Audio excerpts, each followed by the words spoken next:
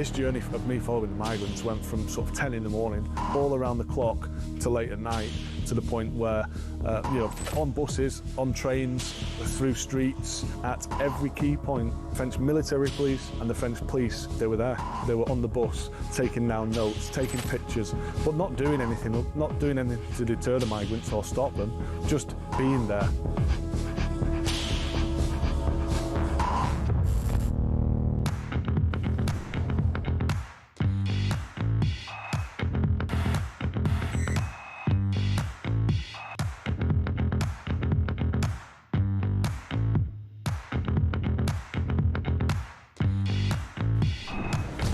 I was sat in the tent and he was showing me through photos of his phone, scrolling through.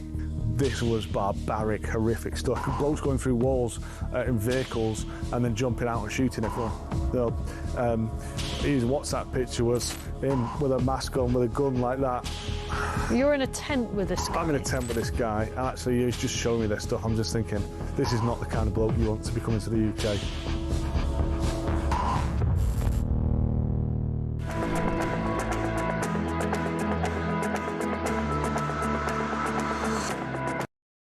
Across the UK, on DAB+, on YouTube, on your mobile, and on your side.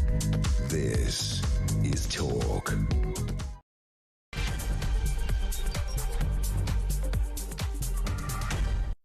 Well, this is the Late Show with Andre Walker. They were going to take... Oh, it's that side. They were going to take the Christmas tree off at the back. No, no, no. Christmas is only finished on the 5th of January. Anyway, I'm delighted to say that this is a new year, but I'm not delighted to say that we face the same challenges that we did last year. The way that our families are under attack, the way that the trans agenda runs rampant, the way that we are not allowed to state our own views without the police banging on our doors, and yet we do not feel safe in our communities. Well, one person that I think does not feel safe is the barrister Stephen Barrett, who's been such a great patriot for this country, but nonetheless, he's going viral at the moment for an incident that took place at Marylebone Station. Now, look, Stephen, many people have seen this on the internet and on Twitter, but many people haven't. So why don't you make it really, really simple and explain exactly what happened? So, and by the way, just in case anybody can see it, that's one of the bruises. What happened was that Marylebone put in place extra security provision like it was some sort of mass crowd control event. And it was a Sunday night. I'd just actually been on a rival TV station about half an hour earlier.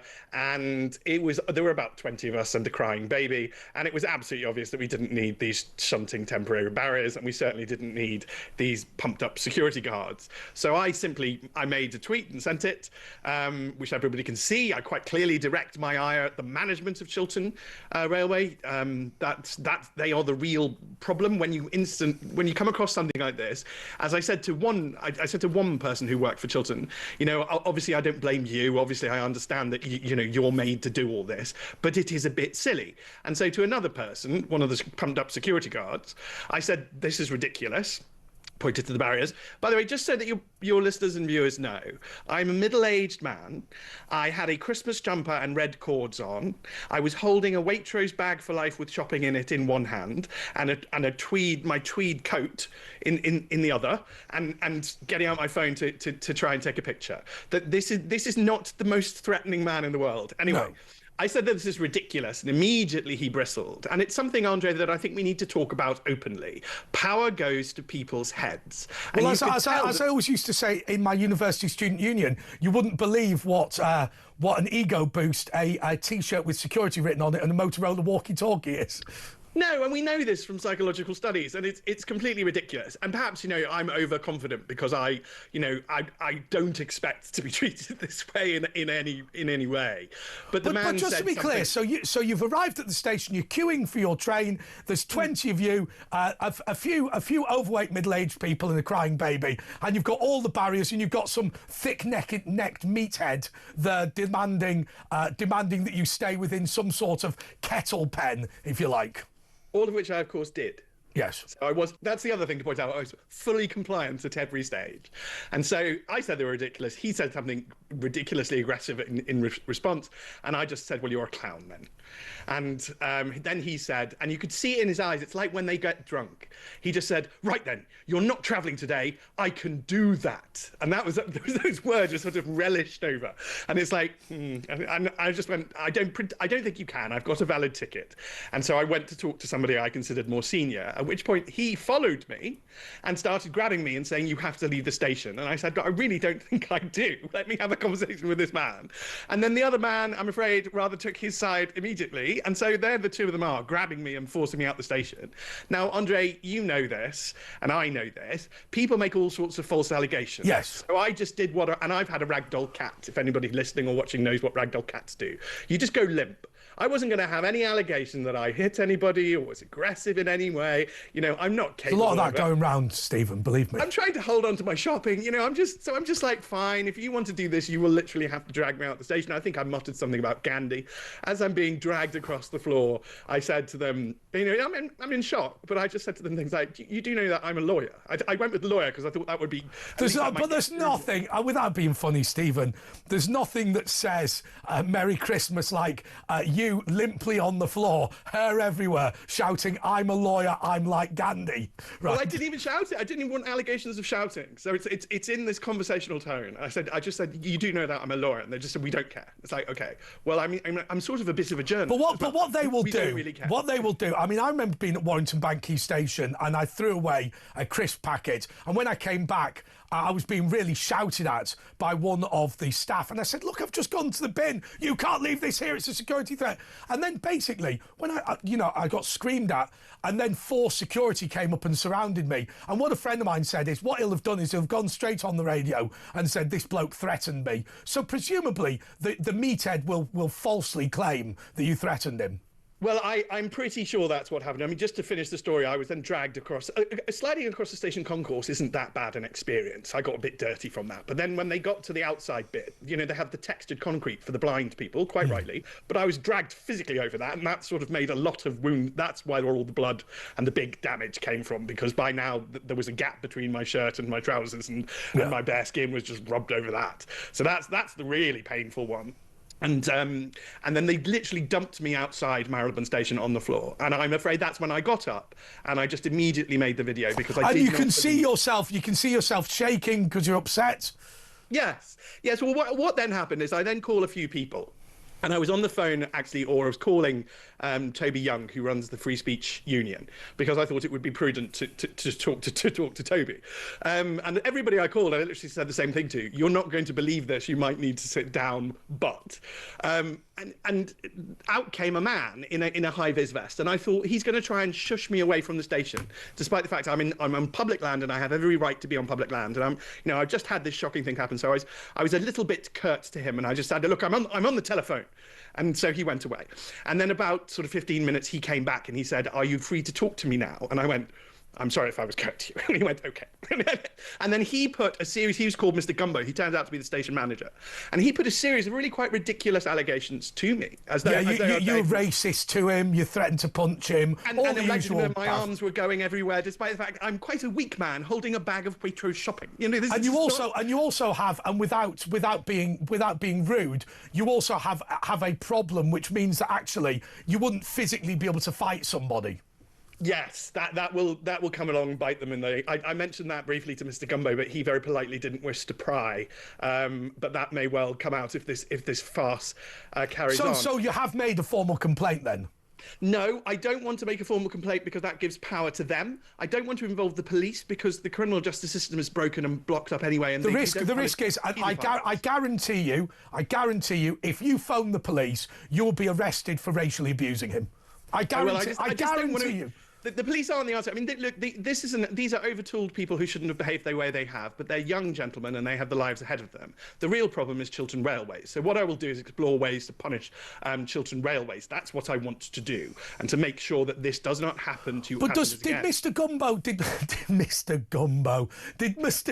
Right. His name. Well, why don't we call him the station manager? Okay, the station manager. He's a very nice man. Did the station manager? Did you get the impression he was sympathetic? After 10 minutes of these ridiculous allegations, at which point he realised that there really was no way that I was in any way violent or aggressive, and it isn't in my nature. And then he started saying things like, well, you know, we do have a lot of trouble with football fans. And I said, well, Mr. Gumbo, it won't surprise you, but I don't have a football team. And then I started showing him pictures of my dogs, and then he told me about his children and his grandchildren, and we had a really lovely chat. And then he decided I could obviously travel that evening. Unfortunately, it was 2 minutes to the next train, and he just looked at me and said, you're not going to make it. And I said, I take no offence from that. I really don't have the body for running for a train. And so then he stayed with me for 20 minutes, just chatting nicely about his family, about his grandchildren, you know, about all the human things I do. You know me, Andre. You've seen how I interact with all types of people. Your organisation knows how I treat receptionists. What about? Let me go the other side of this. These station staff are pretty used to people threatening them, abusing them, bullying them. I mean, look. Can I tell you, I got assaulted on the Eurostar once by a member of the counter-terrorism police and phoned him up and basically he'd spent the whole day fighting terrorists in Brussels and was actually kind of a bit traumatised, and that was the reason he'd been so horrible to me. Is there nothing that says that there is a general breakdown in society and actually these people are on the forefront of it, and now they are so beaten into the floor that in a sense they can't bring themselves to believe that there's any decent people left? Well, no, because we know that they're not policing real crime. And it goes back to Rob Jenrick's video of them just letting fare dodgers through. The next day, I got a message from a mate who also uses the line saying, I had absolutely no trouble with the barriers. I just ran past and they didn't do anything. You know, the actual lawbreakers, they don't punish. I'm almost certain I was singled out because I'm weak, because I don't look like a threat, because I had a winking snowman jumper on and therefore was probably not going to do anything. So your belief, and it's something that we've talked about before, where we suggested that maybe for people who try and stop fare dodgers are racist. That is to say, what they do is they need to interact negatively with a certain number of people, so they don't bother with the people they believe are actual fare dodgers. They have a go at the weak people, so they can say we're doing our job. Yes, once authoritarianism breaks out, bullying becomes legitimate.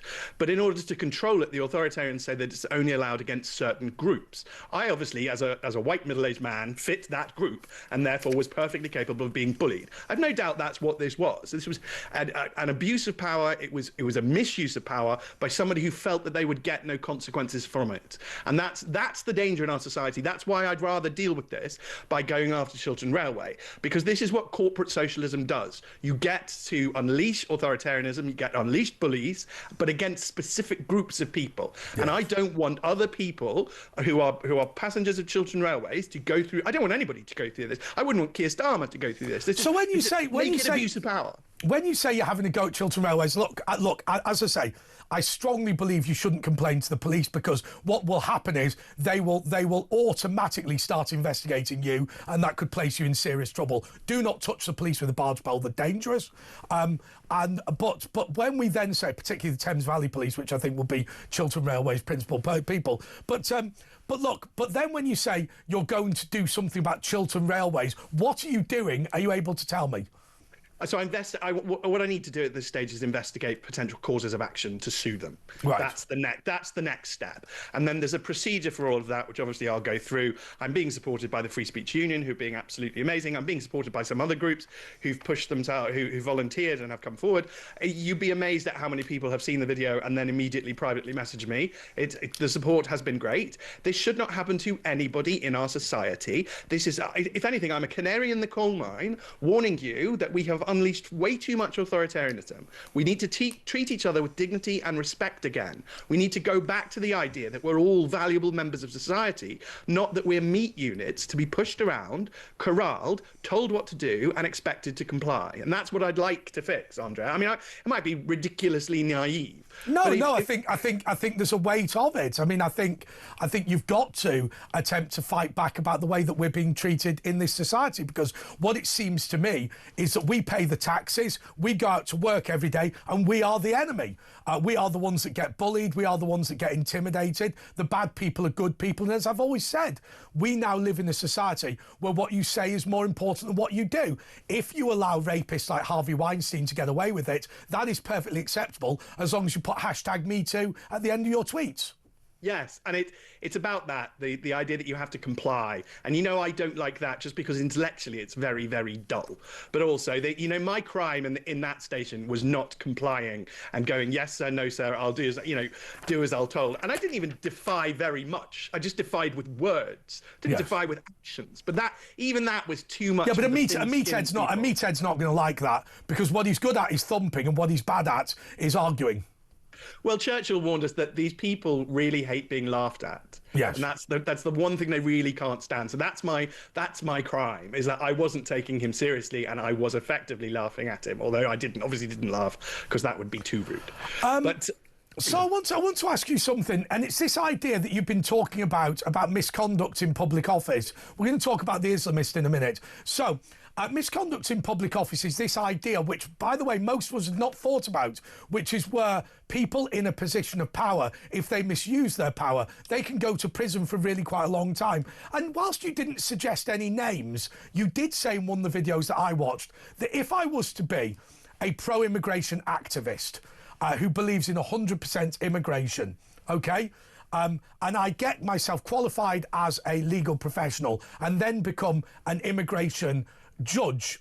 If I use my position as an immigration judge to simply grant everyone who applies to come to Britain the right to stay in Britain because I'm an activist, that could potentially be something that could land me in prison if there was a proper investigation. Explain. Yes, so I think you've summarised it brilliantly. I've heard a rumour, which I've not yet confirmed, that the Hillsborough Law, which is 68 pages long, by the way, totally unnecessary to have 68 pages for the alleged Hillsborough Law. But I've heard a rumour that that's trying to remove misconduct in public office, so I need to have a look at it. But I think people are getting more sophisticated with law now. It's not what the law says now, it's the laws we write in future. And we may very well look to in creating some sort of consequences, because it's very simple. Humans behave badly when there are no consequences. Yes. And for certain people, if they recite the mantra, if they're in the cult, if they're behaving in a certain political way, there are no consequences for that. Far beyond that, Andre, it's not just that there are no consequences for that. They are fated with titles, awards, and unearned success. So that, it's a great temptation. This system... like Andrew Bailey, you can fail your way to the top.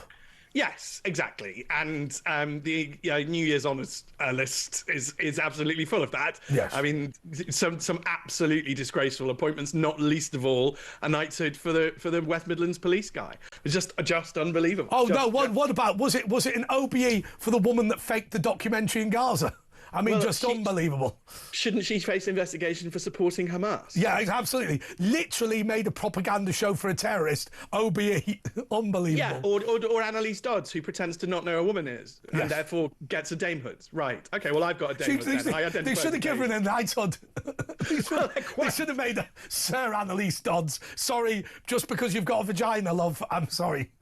But we're going to have to go back to the idea of rules and consequences, particularly for those who wield power. Humans who wield power are always dangerous. They should never be unaccountable. And what Chiltern Railways is doing with dragging its heels and not admitting, as Mr. Gumbo did in basically about 15 minutes, that I'm obviously respectable and the problem was their staff, is that they are allowing this. They are making this consequence-free for people. But if you look at what happened to Dame Shirley Porter, or when I worked for Westminster City Council, was known as the DSP issue. I mean, she moved council tenants out of the centre of Westminster, something that I agree with, sold the flats to people, but the flats that she moved people into had asbestos and they got asbestosis and died, which of course is terrible. But she had to sell Tesco, or her shareholding in it, in order to pay off what was called the surcharge, which was that she was forced to pay up, she didn't pay it all, £35 million, that being the compensation. And they said at that time there was a law, now repealed. If you are so grossly negligent as you ought to have known better, then I'm afraid then it's not for Westminster City Council to pick up the bill, it's for you to pick up the bill. Now, if you are letting child sex offenders, murderers, rapists, whatever, into the United Kingdom as a immigration judge, and you know they're dangerous and you know they're not entitled, then I think you should be just as liable. But my other idea is this. I think there's a very simple thing. I think if you're in public office and you have defended by covering up grooming gangs, you should be just as prosecutable. And I'll tell you why. Because there's always this idea of a joint enterprise. I look at Sadiq Khan now. Sadiq Khan is saying there are no grooming gangs in London. Almost certainly, in the fullness of time, we will find out that there are grooming gangs in London, and we'll probably find out he was aware of grooming gangs in London. At that point, I believe that we should be able to prosecute him for all of the child rapes that took place as a result of him covering up. Yes, well, when this abysmal government collapses, as it will collapse, and when we get a new government, I think all of these things will become possible. And the one person I really, offer free legal advice to right now is Wes Streeting. Do not put children who are 8 years old through a chemical castration trial. That is very likely that there will be legal consequences to you doing that. Well, I remember, Stephen, when I was a little boy, and no doubt you watched this as well. We watched these programmes about Welsh care homes where time and time again child sex offenders were put in charge of residential homes. And we thought, how on earth did they do it? And when everybody knew that is what is going to happen with the Tavistock Clinic. It's already happening. The reality is there's going to be documentaries in 20 years' time where they're going to say, why on earth did we continue to chemically castrate these children when we knew? Yeah, we know right now that we are making these children infertile, we're lowering their bone density, and we're damaging their IQ. This is absolutely outrageous. You know, when I was studying criminal law, you couldn't actually consent to anything near this. So I don't know quite how the law of consent has got itself into such a terrible position and they're going to say an 8-year-old can consent or a parent can consent for an 8-year-old. But when we get sanity back, I think we're going to change that. You know, there's a lovely, once we get power back in this country in the hands of somebody vaguely sane, vaguely commonsensical and trustworthy and trying to be a decent human being, then I think all sorts of consequences are going to come, and I will have no sympathy for them, and the more they drag me across station concourses or try and say rude things about me on Twitter, the less sympathy I'm going to have. Well, in fairness to Cheltenham Rail, they've not been rude about you. They've said, we are aware of the incident and are conducting an investigation internally to understand what happened. Also, there's been messages, Stephen, to thank you for everything that you do. And I want to thank you as well. You've been a friend to me for a long time, but also I think you are a hero.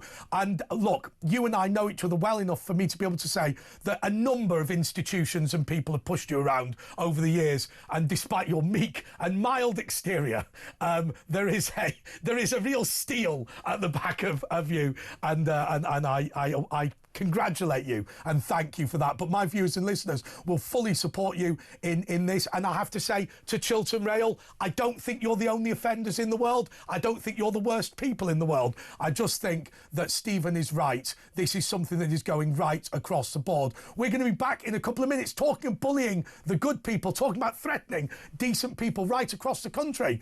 This Christmas, hundreds and hundreds and hundreds of lodges of Freemasons have been supporting local charities and local groups. You may not particularly want to join them, and it might not be your cup of tea, but they're being bullied as well by the police. And we're going to be talking to the Grand Secretary to have a full, proper discussion about what we're doing about, once again, the bullying of this institution, which is being bullied just the same way as barristers, just the same way as Christians, just the same way as the Scouts and all of our traditional groups. Back next.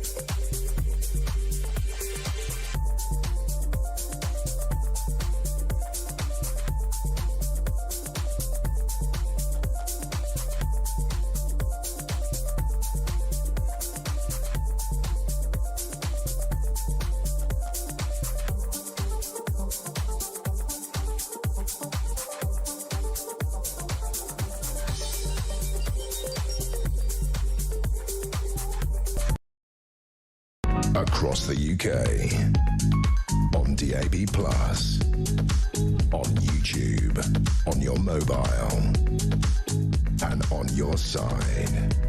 This is Talk. Oh, okay. Well, I'll tell you what, we missed the cue. This is The Late Show with Andre Walker. So, okay, there's been lots of talk about the Freemasons, all this rubbish about secret societies and all this sort of thing. But there is a serious problem. Once again, like happened under Tony Blair's Labour government, Keir Starmer's Labour government wants to ban anyone in the Freemasons being in the police. Now, for the first time, the Freemasons have stood up for themselves and they've appointed a new consigliere, a new Grand Secretary, who is the permanent member of staff that runs the organisation. He is Adrian Marsh. Adrian, how are you? I'm very well, thanks, Andre. Well, look, first of all, there was something you and I were chatting about before this. Right across the country, there are hundreds and hundreds and hundreds of local chairmen. You call them worshipful masters, doesn't matter, but they are local chairmen.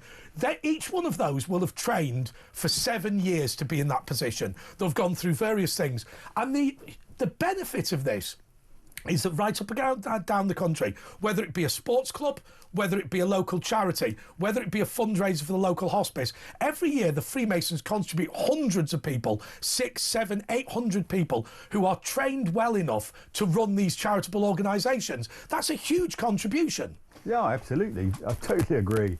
And they've also had a lot of time in working with people, organising the affairs of the lodge that they're in within the year. But yeah, it's learning to publicly speak, to get a bit of confidence, to prepare for things, and to participate in charitable giving. So yeah, we actually create people who are very, very useful to society, and they have been for hundreds of years, Andre. Yeah, because one of the problems is, so everybody's talking about funny handshakes and secret meetings and all that sort of thing, and that's fair enough, and people can be intrigued by that if you want. And then the other side has always been, until you came along, yes, but we give a load of money to charity. And I just think that in a sense, that's a bad way to look at it. The better way to look at it is that every single society, whether it be the golf club, whether it be the Freemasons, whether it be the local church, contributes to the local community, and all of them are trying to make our society a better place. Yeah, no, I agree. And I think, where our lodges tend to be, we're right in the heart and centre of community. So I'm a member of one in Hertfordshire, out in Watford for that matter. And we had a big lunch the other day for the Royal British Legion. And we had our lodge members were volunteering from all the different lodges that meet in that centre. It was fantastic, and you just get a sense of belonging, and also people wanting to give things back to the community. They build, we've built schools, we've built hospitals. If you look back over the last 300 years, the things that the Freemasons have done pre the welfare state and the safety net, we provided these facilities, for caring in the community, and I don't think people ever understand that. So let me get this right on this whole secret meeting thing. Now pull me up, because you're the expert, I'm not. Pull me up if I'm wrong. So Elizabeth I, there's a massive expansion of civil society, effectively the creation of a middle class, if you like, and a skilled working class. Rather than being very posh people and very poor people, there's now something in between. In the City of London, there are all of these worshipful companies of Mercers, worshipful companies of Goldsmiths, all of these livery companies, which have now become charitable groups and whatever. One of them, well, not in the City of London, but one such group is the Freemasons, stonemasons, and basically all of their members that are stonemasons disappear, and suddenly they start admitting people for a social side, and that just explodes, because it's the first one of these sort of livery companies, one of these sort of lodges that ordinary people can join, and that really is the expansion of the Freemasons. Is that a fair assessment? It kind of is and it isn't. It also centres around the whole age of enlightenment and the persecution of Huguenots who ended up in London, forming a community, wanting to be part of something where it didn't matter what religion you were, but you had to have faith. Yes. It didn't matter what religion, it didn't matter what colour you were, what sexuality you were, but you could come together and do something for society. So everyone came in at the same level. So it didn't matter whether you were a sir or you're just working as a milkman. You still refer to each other as brother. So we removed any status of title when we came in, and it was just to create something that people could be part of, they could feel a belonging of, and they'd get together regardless of who they were. And of course, it did cause, and I think this is a great shame actually, it does cause the anger of some people within the Christian community because it's non-denominational, because it's non-religious, because the volume of the sacred law, if you like, is the Torah or the Bible or the Quran or whatever, depending on your religious view. That has led to some people within some faiths being quite angry about it, which I think is a shame, really. Yeah, I agree. And you can look back, there've been classic attacks from the Catholic Church over the years. But broadly, when people have looked at English Freemasonry, they realise that there isn't anything at conflict with a religion. You have to have a religion to be a member. This doesn't take any part of it. It doesn't change This idea you have to believe in some supreme being of some description. Yeah, I think... But then again, there was a guy who swore on Darwin's theory of evolution because he believed science was his god. Sure, there are plenty of apocryphal stories. But the fact of the matter is, when the organisation was set up, or when the rules, or what we call the Book of Constitutions was first created, it was felt that you needed to have faith to have a set of values. And we're a values-based organisation, so we believe in brotherly love, relief from truth. Brotherly love being not just between men or people, but it's looking after. Well, I mean, it is worth pointing out that you believe in single-sex institutions. So it's important that people understand you are the Grand Secretary of the Men's Lodge. Correct. There is a corresponding Grand Secretary of the Women's Lodge. Yeah, there are two women's lodges and they're corresponding Grand Secretaries, and we meet together under the Council of Freemasonry in Great Britain with our colleagues in Scotland as well. And I liken it to we've been listening out there earlier to the football. Men and women play football. They don't play against each other, but they play by the same rules and the same. Well, there are some clubs now that let men into women's teams, but I know you're not going to be political. We're not going to go there. But we operate as men. The women operate as women together, and we follow exactly the same rule book, the same constitutions, effectively. But so I represent the male side of it, the United Grand Lodge of England, and also I'm a member of the council, which involves the females as well. And what sort of so you've been desperately trying, and I know it's hard to quantify how much the Freemasons do for our society. It is difficult because there's effectively three strands, isn't there? There's the stuff that you can easily quantify, which is the Central Masonic Charity, the Masonic Charitable Foundation. It's easy to know how much money they raise and give. But then there's also each individual lodge will individually support charities, and then there's the manpower issue, which is really difficult to quantify. How many people, because obviously you train your secretaries at your own expense, you have welfare officers that you train at your own expense. They will go out to football clubs and they will go out to chess clubs and cricket clubs and local schools, and then it becomes very hard to quantify how much they contribute. Yeah, it does, and when we look at it, we've been through situations before. We've tried to collate the number of hours that people spend, and then we decided, well, actually, are they contributing those hours because they're Freemasons, or they're good people actuating for society anyway? So it's quite difficult to be too specific about it. But what we do know is that there's a huge amount contributed, and regardless of whether someone's a Freemason or not, but they're part of the lodge system that raises money, that contributes time, and creates ideas and other areas that people want to get involved in. We're going to go to a break in a second, but before we do, I understand this thing that you're doing with the police and the argument with them, but do you not get frustrated that this is a distraction, that you've got hundreds of thousands of members going out this Christmas undertaking charity? They're individually raising money in their lodges. The central charity gives away 30 million a year, and now you're ending up in an argument about A, lizard men, B, funny handshakes, and C, the police believing some sort of conspiracy to bring down the government. I think it's deeply frustrating as the public waste of money that the police, have no accountability to spend. I mean, it's, we're going to the High Court in the next day or two. I mean, they could have avoided that. I mean, it's just a ridiculous distraction. I totally agree. OK, well, we're going to stick with Adrian Marsh simply because I'm concerned about the way that these historic institutions are being bullied and why the bad guys are becoming the good guys and the good guys are becoming the bad guys. We'll be back just a mo.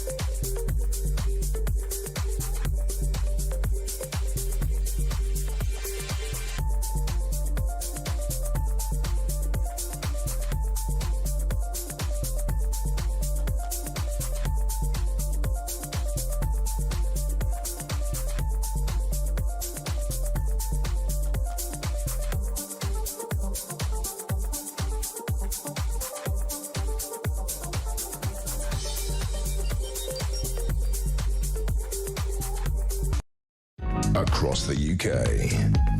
Okay, this is The Late Show with Andre Walker. I do not know what is going on your screens at the moment, but it's very, very clear to me that our tech op, Matt, was having a very good time last night for New Year's Eve. He was.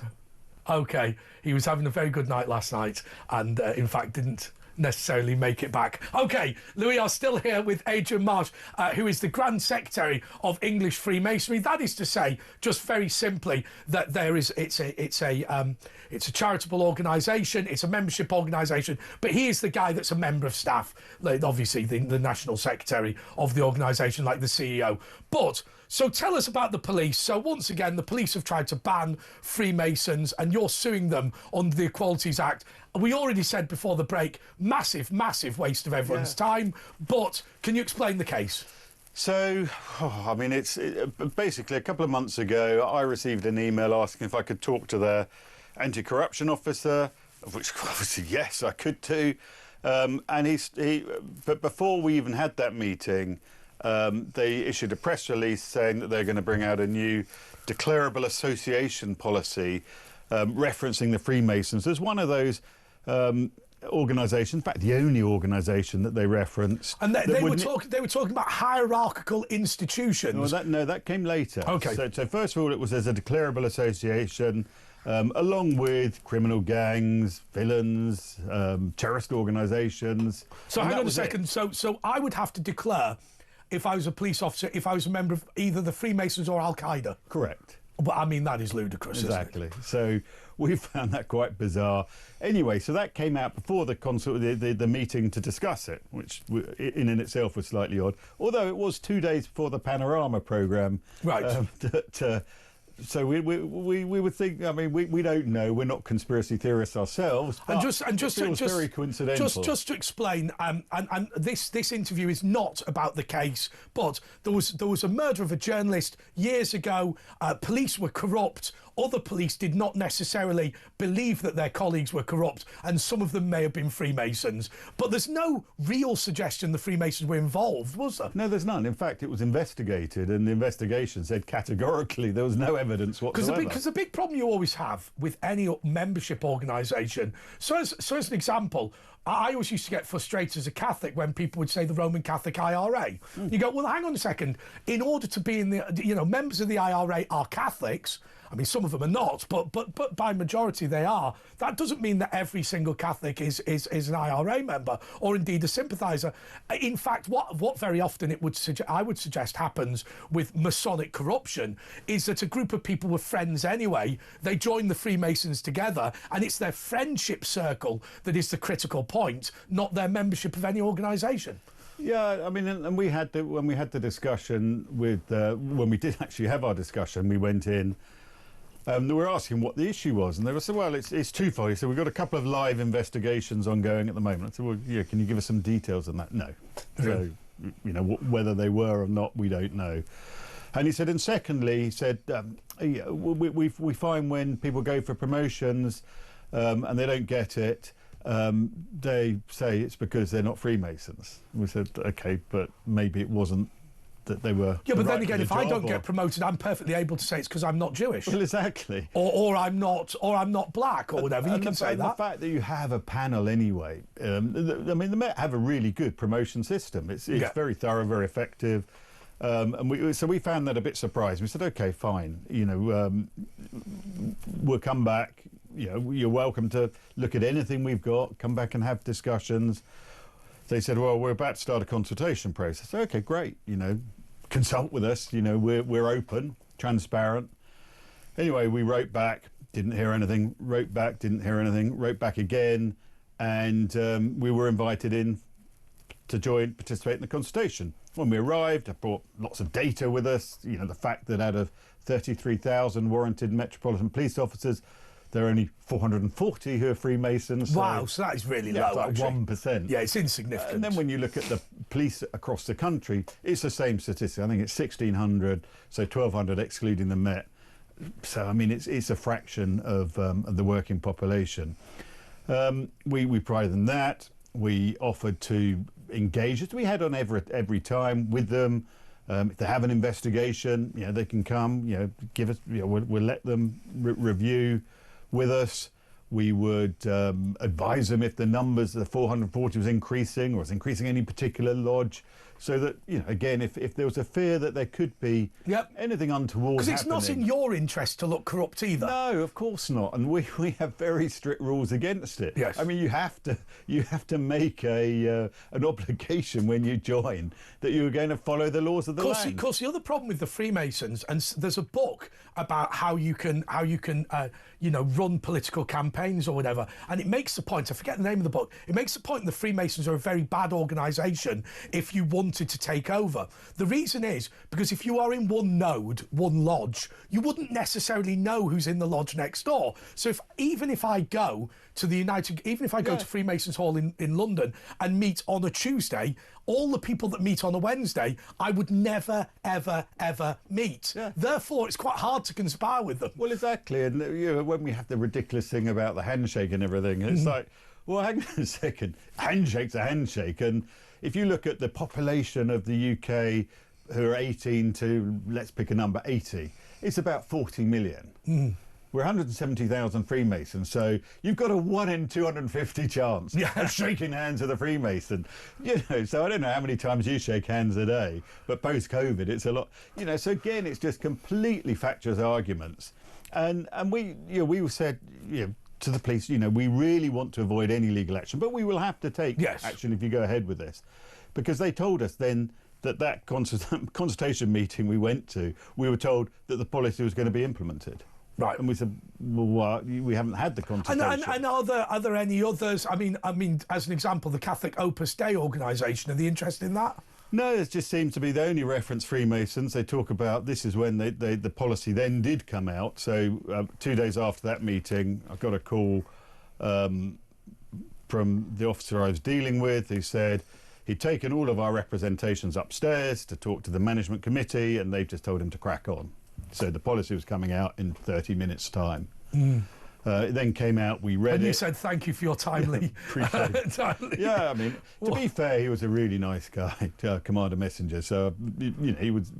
But I think actually, this is one of my complaints about the police. They have a capacity to be extremely friendly to you and extremely belligerent nonetheless. Yeah, I mean, I haven't had a huge amount. I have friends who are police officers, but, fortunately... Do you? Because you're a Freemason. No, funny enough, my best friend, who sadly, tragically died suddenly last year, aged 63, was a cop, a Met police officer for all of his working life. He wasn't a Freemason. His view was, it's one of those things that's no different to if people chat about rugby or chat about anything else. Yeah. It's irrelevant.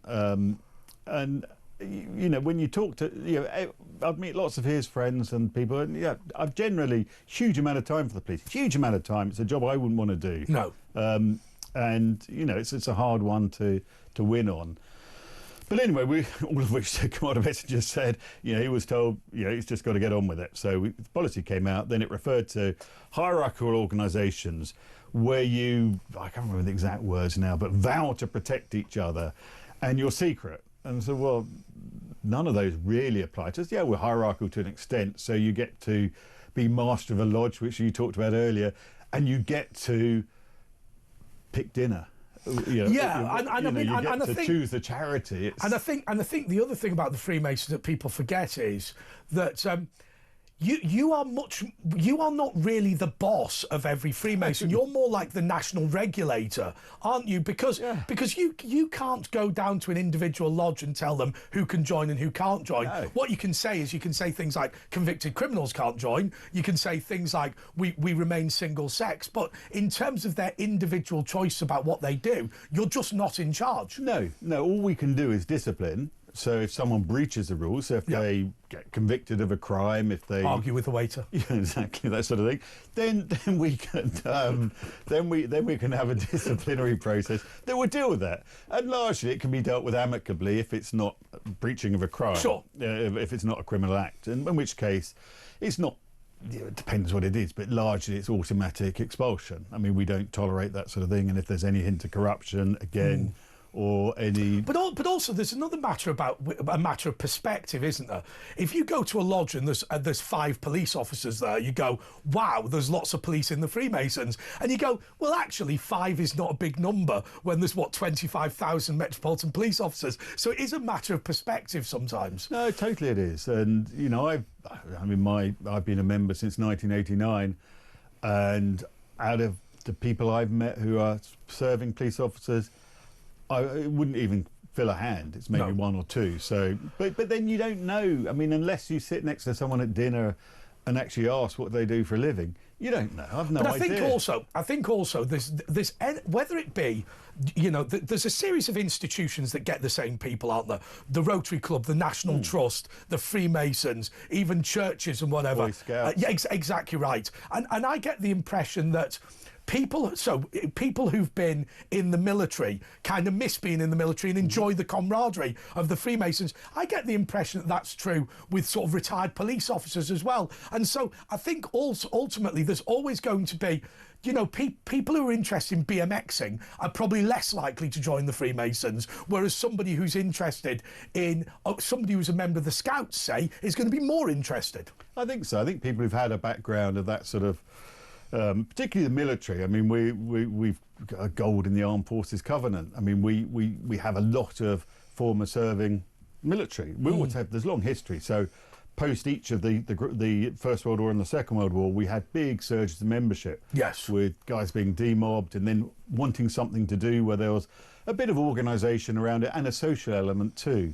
And that's when I talked, you know, I've met hundreds of former serving military in Freemasonry, way more than police officers, and they'll always say to me that they enjoy the fact that they've got 4 or 5 times a year they can come together, meet other people, and they feel part of something again, and you know, they enjoy a bit that level of membership, and it's something that is just a bit different. They like the ceremonial aspect of it, the theatre, the history of it, and I really get that, and I can see why we have that level of membership there. And yeah, maybe former police officers too. We certainly, I've probably come across more former police officers than I have current serving Yeah, I mean, officers. actually, if you are a Metropolitan Police detective, I would suggest that even the relatively light duties of a local chairman of a Masonic lodge would probably be too time consuming for a serving detective. I would have thought. I think they're pretty difficult, and anyone working shift patterns, they're always going to find it harder to be members, and you tend to get, therefore people will join when they're, you know, slightly later at life in their 50s or 60s more often than not, or you get very young guys in their, you know, early 20s will join, particularly now where, you know, loneliness is such a big issue, working from home is such a big issue, actually providing, you know, a mini social network where you meet some very different people and you can escape a bit from the real world. Yeah, okay. I'll tell you what, we'll talk a little bit about the ceremonies when we come back. But I have to say, look, we're getting loads and loads of messages in for people who've had contact with the Freemasons. And Alison just is a really, really good example. She says that one of her relatives, I don't know if I can find this, yes, my late father was a Freemason and his lodge did so much to help others. If Labour want to restrict who joins, they should not be a part of the Fabian Society. Here we go. Right, now, I have to warn you, Adrian Marsh's bosses are probably going to watch this. He's got to be non-political. So if you start phoning him up slagging off the Fabian Society, he's going to have to just shut his mouth. But you can see him laughing. More next.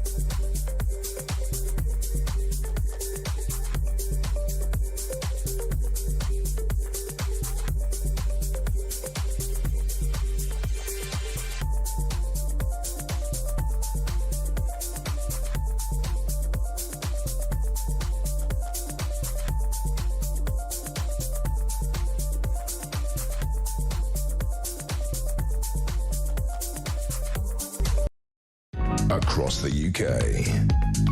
On DAB+. On YouTube. On your mobile. And on your side. This is Talk. OK, so we've done a special hour on bullying of traditional institutions. We had Stephen Barrett talking about the fact that Chiltern Railways were having a go at him because he dared to be a little bit rude to a meathead who was attempting to corral him one way or the other at Marylebone Station. And we're here with Adrian Marsh, who's the Grand Secretary of English Freemasonry. Now, Adrian, I've deliberately done this interview the other way round because I don't want to start with lizard men and secret handshakes and all that sort of thing, because I actually think that that's insulting to you and your members, given the amount that they do. But here's my understanding of the ceremonies that take place within Freemasonry. First of all, I can Google them if I want, but you would strongly recommend that people who are thinking of joining don't do that because it will spoil them. Correct. Basically, these ceremonies hark back to when it was a trade guild, and you don't know which bits are hocus pocus and which bits genuinely are 1,000 years old, so you maintain all of it. And the reality is it's a unique set of ceremonies that you are the custodians of, and you keep doing them because you've always done them. And if I want to Google what they are, I can, but that will spoil the surprise if I join. Yeah. Is that a fair summary? I think absolutely. I mean, I always describe them as three little bits of theatre, and I can talk a little bit about what each tries go to for do. it. So, the first, when you join, the ceremony of initiation, or that first piece of theatre, basically is about everyone being born the same, other people through life ending up more fortunate than others, and you should be looking at charity effectively. Yeah. And if you can give to assist, you should do. So it's teaching you about everyone starts the same, but others, you have more privilege or end up better off than others. And if you're in that situation, remember that you started life the same as someone else, and you contribute to charity. So that was the whole charitable foundation. The second is all about opening your eyes and expanding your education. So this is again back to the Age of Enlightenment. So it's saying you shouldn't be dictated to by what governments are telling at the time. It's 300 years ago. Bizarre enough, it's funny how things could go full circle. Sure. And, open your mind, expand your boundaries, and understand principles of education. And then the third is that, when you come to the end of your life, which fact is everyone will do, can you look back on it and did you contribute to society? Did you do good? And that you shouldn't fear death, or death should have fear no less, because if you've been a good person, then ultimately you can die happy. And the only thing you should be worried about, the stain of dishonour or falsehood, and death should have no fear in that respect. So it's just three little morality plays, if you like. Yeah, but it's the ceremony that goes with it. But if you think about the expansion of Freemasonry in history, what there always was the government or the king, the church and family. And Freemasonry, what I was trying to get across before, it really expanded when people thought, well, there should be something else, which we call civic society. Now, of course, we're all very familiar with civic society now, going to the pub, joining a club, being in a football team. But actually, it's only quite a recent thing. And so, of course, a lot of the attacks on Freemasonry took place because it was one of the first institutions to be something that was not government, family or church. Absolutely. No, 100%. And it was for exactly those reasons. And indeed, you can look at people say, oh, is it a myth that the constitutions of the United States of America were based on the Masonic Constitution, Book of Constitutions. And it's not a myth at all, it's an absolute fact. Yeah. The Founding Fathers took away Freemasonry as something that they thought was good enough to build a new world based on. Yeah, because we, in our current mind, we think of it as the Freemasons are doing something away from prying eyes, away from the public. Actually, the real issue at the time was they were doing something away from government. Yeah, they were saying, look, there is something in a country that is more important than just what is debated in Parliament. Yeah. And of course, that for anybody who is an autocrat is something that's very dangerous. Of course, in a modern democratic society, it's not dangerous at all. No. Because you and I could set up our own lodge of people who like drinking tea, and that would be allowed. Exactly. And I think, let's not forget, it was the first organisation outlawed in I think it was 1934, by the Nazi Party. So Hitler outlawed Freemasons before anything else. Yeah. Because again, it's that fact that you could be whatever religion, whatever political view. And he thought it was an expansion of Judaism simply because of this idea that it was outside of the government system, if you like. Yeah, definitely. Outside of those three things, which is Catholic, Christian church, government, or family. And you know, the fact that it was, you know, you specifically can't talk about politics, you can't talk about religions while you're part of it, again, is a threat to a dictatorial society. Of course it is. Of course it is. And ultimately, I mean, I was making this point about Gaza. You know, one of the things that needs to take place in Gaza is just people to have chess clubs or to have football teams or whatever. And people go, how on earth can the solution in Gaza be to have a chess club? But actually, you and I know that just having that civic society, just having the ability of people to get together in of itself challenges dictatorial governments. And that is where it's political. Yeah, exactly. I've been to lodges in India where, you know, you've got every religion sat together, and they'll all be quite open about this is the only time they do that. And they can have a sort of a fraternal meeting and all dine together, whereas they wouldn't in the ordinary part of society. They'll be sort of forbidden from that. And of course, the other element of this, which is really important, because it's single sex, the wives know that the husbands can have a few drinks, but there's nothing untoward taking place. That's got to be a part of it, hasn't it? I don't know. But yeah, you know, people will know you're going to something that's sort of fairly civilised and you're not going to a rugby club dinner, or you're not going to a football match or whatever. You know, it's something that's pretty civilised. People do like to have a drink afterwards, obviously, Andre. You know, that's well, absolutely. Part of the absolutely. Deal look, too. It's a great British tradition. Well, look, Adrian Marsh, thank you so much. Adrian's been doing a media tour, did a brilliant article in the Telegraph, but I think this is the longest interview probably that a Freemason's done in the British media ever. Quite possibly, yeah. So we're pleased about that. And only look, send in your thoughts and ideas, 03444991000. Adrian has very kindly decided to hang around to do the paper review. Him and Pete Barnes are going to look through all of tomorrow's front pages and just see what's going on in the world, because I have to say there's a great deal of it. As I say to you, in the final hour, we're going to be taking your calls, 03444991000. I will be back just in a mo.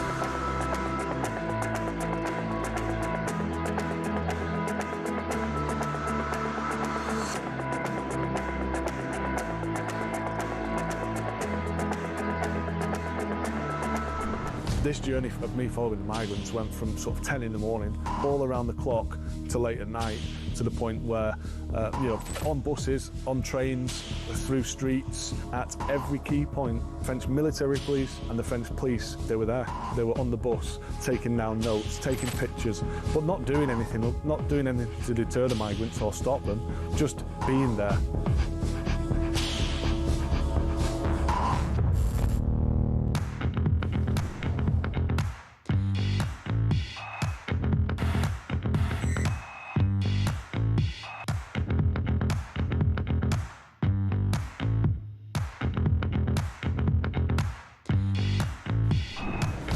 I was sat in the tent and he was showing me through photos of his phone, scrolling through. This was barbaric, horrific stuff. Blokes going through walls in vehicles and then jumping out and shooting everyone. His WhatsApp picture was him with a mask on, with a gun like that. You're in a tent with this guy? I'm in a tent with this guy, and actually Across the UK. On DAB+. On YouTube. On your mobile. And on your side. This is Talk.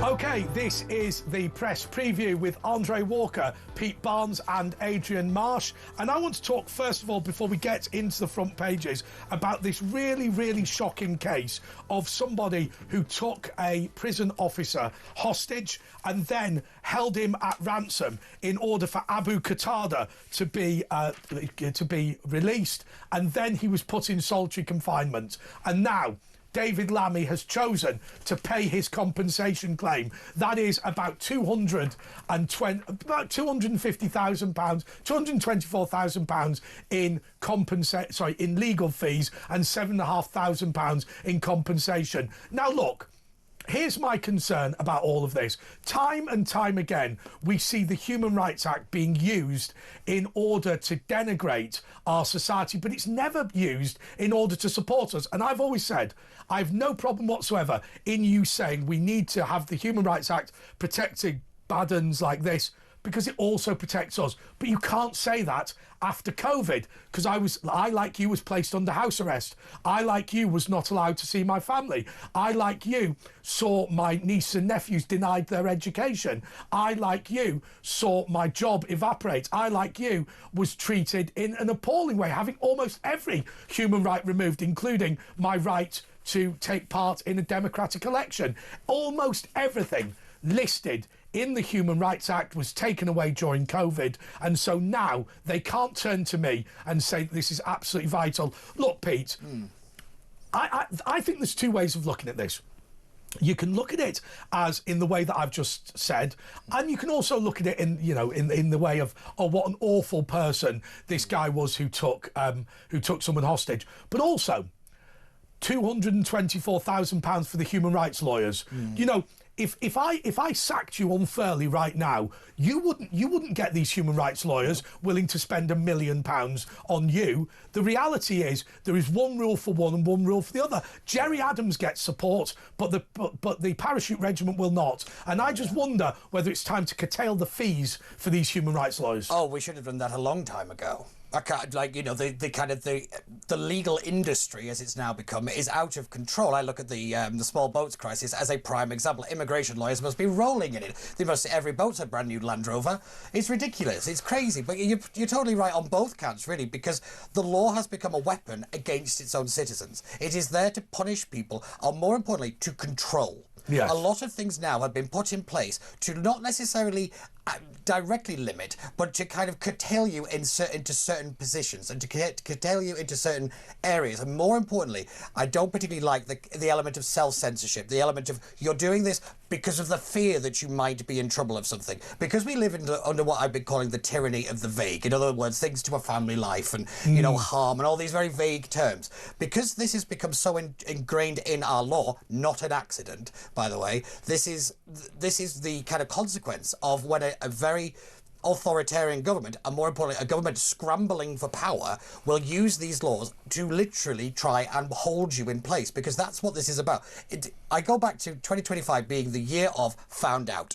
Yes. That's the phrase for me. It's not, all these word of the years from Oxford Dictionary. It's found out. And this is By the way, one of the things I hate about the Oxford word of the year is the way that it's often two words now.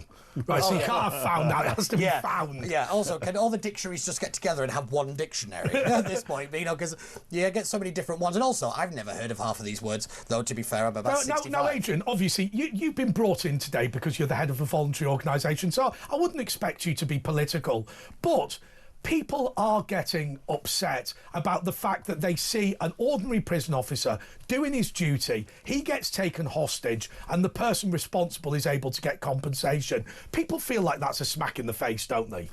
Yeah, look, I think it's really difficult in those situations when, someone who's doing a job then, unwittingly has crossed a line whereby then they're litigated against. You see it with soldiers, you see it with police officers as well. Yes. Someone was overly harsh in an arrest process. Yes. Well, hang on a second. You know, you weren't there when fists were flying, when knives could have been pulled out. I have a great deal of sympathy for people who are doing their job legitimately. That's the thing that I find absolutely frustrating about all of this. The way that, as Adrian says, you know, you end up, you know, with this frame-by-frame analysis. Now, to be fair, this compensation isn't strictly about what Adrian's talking about, but he makes a fair point. Yeah, this frame-by-frame analysis where they go, oh, well, look, at that moment you could have said stop or whatever, and actually what really happens is people are spending months just going, how can we do over this police officer? How can we do over this prison officer? How can we do over this prison governor who's doing their best to protect the public? Oh, without a doubt. And then you suddenly wonder why you have low recruitment rates in the army, low recruitment rates in the police. And you then have the worst people staying because you can't get rid of them because we can't replace them. You know, I look at the incident with, is it Chris Carber, the armed police officer here? He was run through the press. Yes. And I mean, the mayor of London himself came out against him and took a stance. And I was like, in what world do people think this is a good idea? But it was like Andy Burnham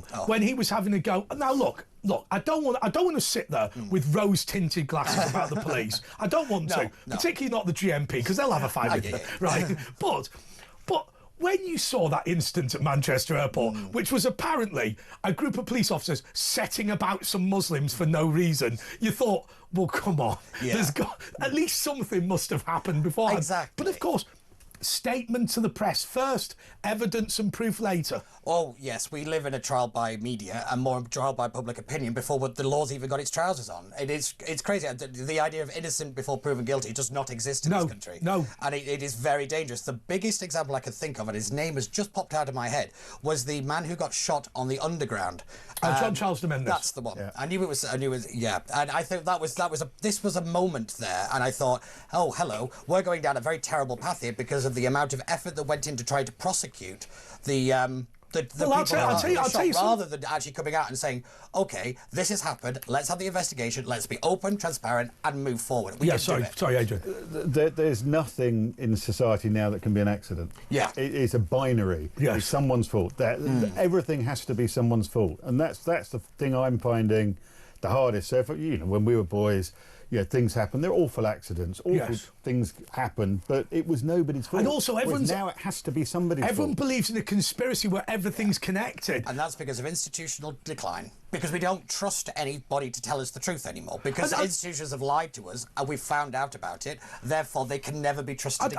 I'll tell you something. When you talk about John Charles de Mendes, of all of the political advisors, of all of the London Assembly members, of all the Metropolitan Police Authority members, I think I'm the only person who went on TV to say that I advised my members when I worked at the London Assembly to vote for Operation Kritos. And Operation Kritos is this. When the criteria are satisfied, the guy will be shot in the head with a soft bullet, and a soft bullet means that it will enter the skull but not leave. It will bounce around and mash his brain. That's in case he detonates himself. Now, I believe that Operation Kritos was the right decision. I've not seen any argument against that. But what everybody did was simply said the firearms officer who pulled the trigger was the person responsible. And they were not involved in many respects, because Kritos was, when Gold Command says the protocol has been satisfied, the guy dies. And I think it's because we become a much more litigious society. I think we're in it for the kind of have you been injured at work kind of thing. We've become that. We've imported that from America. We never really used to be like that, I don't think. Well, no, you will remember when we always used to say, God, those adverts in America. Oh, no, that woman with the straight fringe.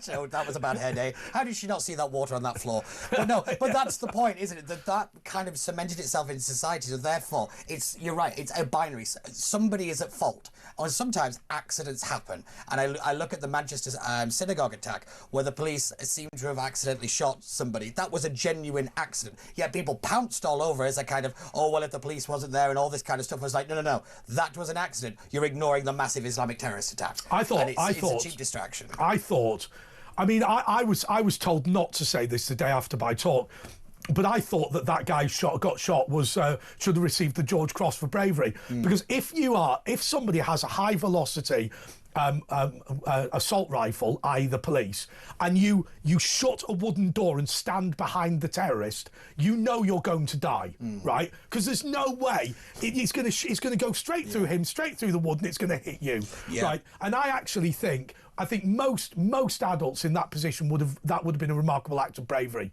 because you would have known how dangerous that was. But to turn around and say the police officer, you know, if I'd have been in the glass behind, they'd have been saying shoot him, shoot him. I think you heard in the video, didn't you? Like the people around it saying like he's got a knife, shoot him, kind of thing. And the police officer will have been stood there thinking, if I shoot him, that thing is not, the bullet is not going to bounce off that door. The worst thing you might have is, if I shoot him, I'm going to prison. That's right. And that puts everybody at risk. That puts society and every single person in that vicinity at risk, because his job is to make that decision. And of course, what will happen, Adrian, is that the terrorist's family, somebody who's proven terrorist, suddenly all of these North London lawyers will all get together and start saying, we will offer this support, we will offer that support. And look, I believe that they've got genuine political feelings? I don't know. I know what they all have is 8-bedroom holiday homes, which I think actually is bleeding off the British taxpayer. Yeah, look, I think the access to legal aid, and also the prevention of access as well in other cases, it's a very odd system now that I can't understand. I can understand it about 30 or 40 years ago, and it did allow, you know, from a society, if you couldn't afford proper representation, then you get proper representation. It was absolutely right that it existed, but now it just seems to be massively exploited. Oh, 100%. And I think the prime example is, why does nobody get legal aid in family court? No, I think that is extraordinary. It's one of the, in most kind of frequently, you know, backlogged courts, and yet most of it seems to be because there's nobody advising certain parties within the disputes about what the actual law is, and then they're just suddenly gone in blind, and then everything erupts 10 times worse. I mean, the remarkable bit for somebody, you know, fighting, say the British government, in the case of this guy who took a prison officer hostage, you know, the British government will have had to pay VAT on the defence. Yeah. So one side is getting legal aid, the other side is getting tax. Yeah. I mean, that is just... We're getting taxed. Yeah, that's absolutely right. Yeah, we're getting taxed. Absolutely right. Yeah. And I just think there's a fundamental unfairness. But I suppose, question first of all to Adrian, but to you as well, Pete, you know, people are starting to feel like it's an uphill struggle to live in Britain, don't they? They're starting to think that the whole system's against them. I mean, that's what this is all about. It's feeling that the bad people get the benefits and the good people get nothing. I think that there has to be a level of thought around on that at the moment. I think people are seeing things that they see as grossly unfair, and especially when you look at, you know, however many million we've got, 32 million working population at the moment. Yes. You know, who are seeing increases in tax. Yeah, everything is getting more expensive. Everything's getting more difficult. And you can see why people just struggling. You can see why, you know, quite a few people I know recently have emigrated. Yes. And you think, why are you doing that? Well, I was watching a remarkable thing about airport VIP lounges and why they've expanded so much. And look, I'm not saying this theory is correct, but I thought it was interesting. Young people today have no prospect of getting a house, no prospect of having genuine financial security, no prospect of setting up a proper pension. What they can do is exchange all that for things like photos on Instagram from a first-class lounge in an airport. And you think what you're doing is exchanging genuine happiness and security and stability for a pretend social media life. Yes, well, you also have the fact that a lot of parents are pushing their children out of the country because they don't see any prospect for them. Yeah. I mean, I'm not being funny. For a long time, we talked about young people like they were nothing more than the cash cow to pay for some people's pensions. Yes. We have really denigrated young people in this country, and it's now starting to bite us on the backside. What I will say, just to bring it back to the Human Rights Act, there's an interesting bit of this when it comes to the Troubles Bill, because it all relates together because of the Human Rights Act. Nothing will change in this country till you remove that. That piece of legislation, it holds Whitehall's power, because they basically get to go to the Prime Minister and say, if you do that, you are going to prison. You know, it is about constraining the power of the Prime Minister, and it is about exploiting the power of Whitehall. Yes. Dominic Cummings does a great Substack, and he's done a couple of interviews on this very, very issue when it comes to the Troubles Bill and how veterans are at the detriment yet again to this human rights. I tell you, as somebody whose family in Northern Irish, I simply can't understand the logic of this, because if I am an IRA, UVF, LVF, real IRA terrorist, if I'm any of those things, I can can go to court. I'll probably have a letter of comfort, but even if I didn't, I can go to court, be convicted of murder, sentenced to life. I will be immediately released under the Good Friday Agreement. Now, I have to say, and I know not everybody agrees with me, I thought the release of the terrorists was a good idea if their organisations did not go back to violence. However, whilst I can do that in the IRA, whilst I can do that in the EVF, whilst I can do that in the LVF, I can't do it if I'm a British Army soldier. Yeah. I mean, it's just the only group, the only group And I exempt, go back to, the only group exempt are the people who weren't terrorists. It's crazy, but I go back to your point. It's why I think the word of the next general election is fairness. Yes. I think that is the key central issue. You find a way to make that argument that you're going to make things fairer. Because I've always said the British don't want a handout. Not really. They want it to be a fair playing field, and they don't feel that at the moment. You can throw all the statistics and all the numbers you like at people, but if they don't feel that they're getting a fair shake of the tail, they are going to vote against. I mean that comes back to what you said, what you were talking about earlier. You give 33 million a year away to charity, even more by individual lodges up and down the country, even more by voluntary service. It might be 100 million, 200 million, 300 million. God knows how much it is, depending on which way you look at the statistics of your members helping organisations. And you are in court trying to stop the Metropolitan Police from bullying the 440 Freemasons in the police. And it's madness. I just find the whole thing bonkers. The trick is, once you accept everything is bonkers, everything starts to make sense. I'm afraid to say, and that's why I'm 34 and look like this. OK, this is the press preview with Andre Walker, Pete Barnes and Adrian Marsh, and we will be back just in a couple of moments.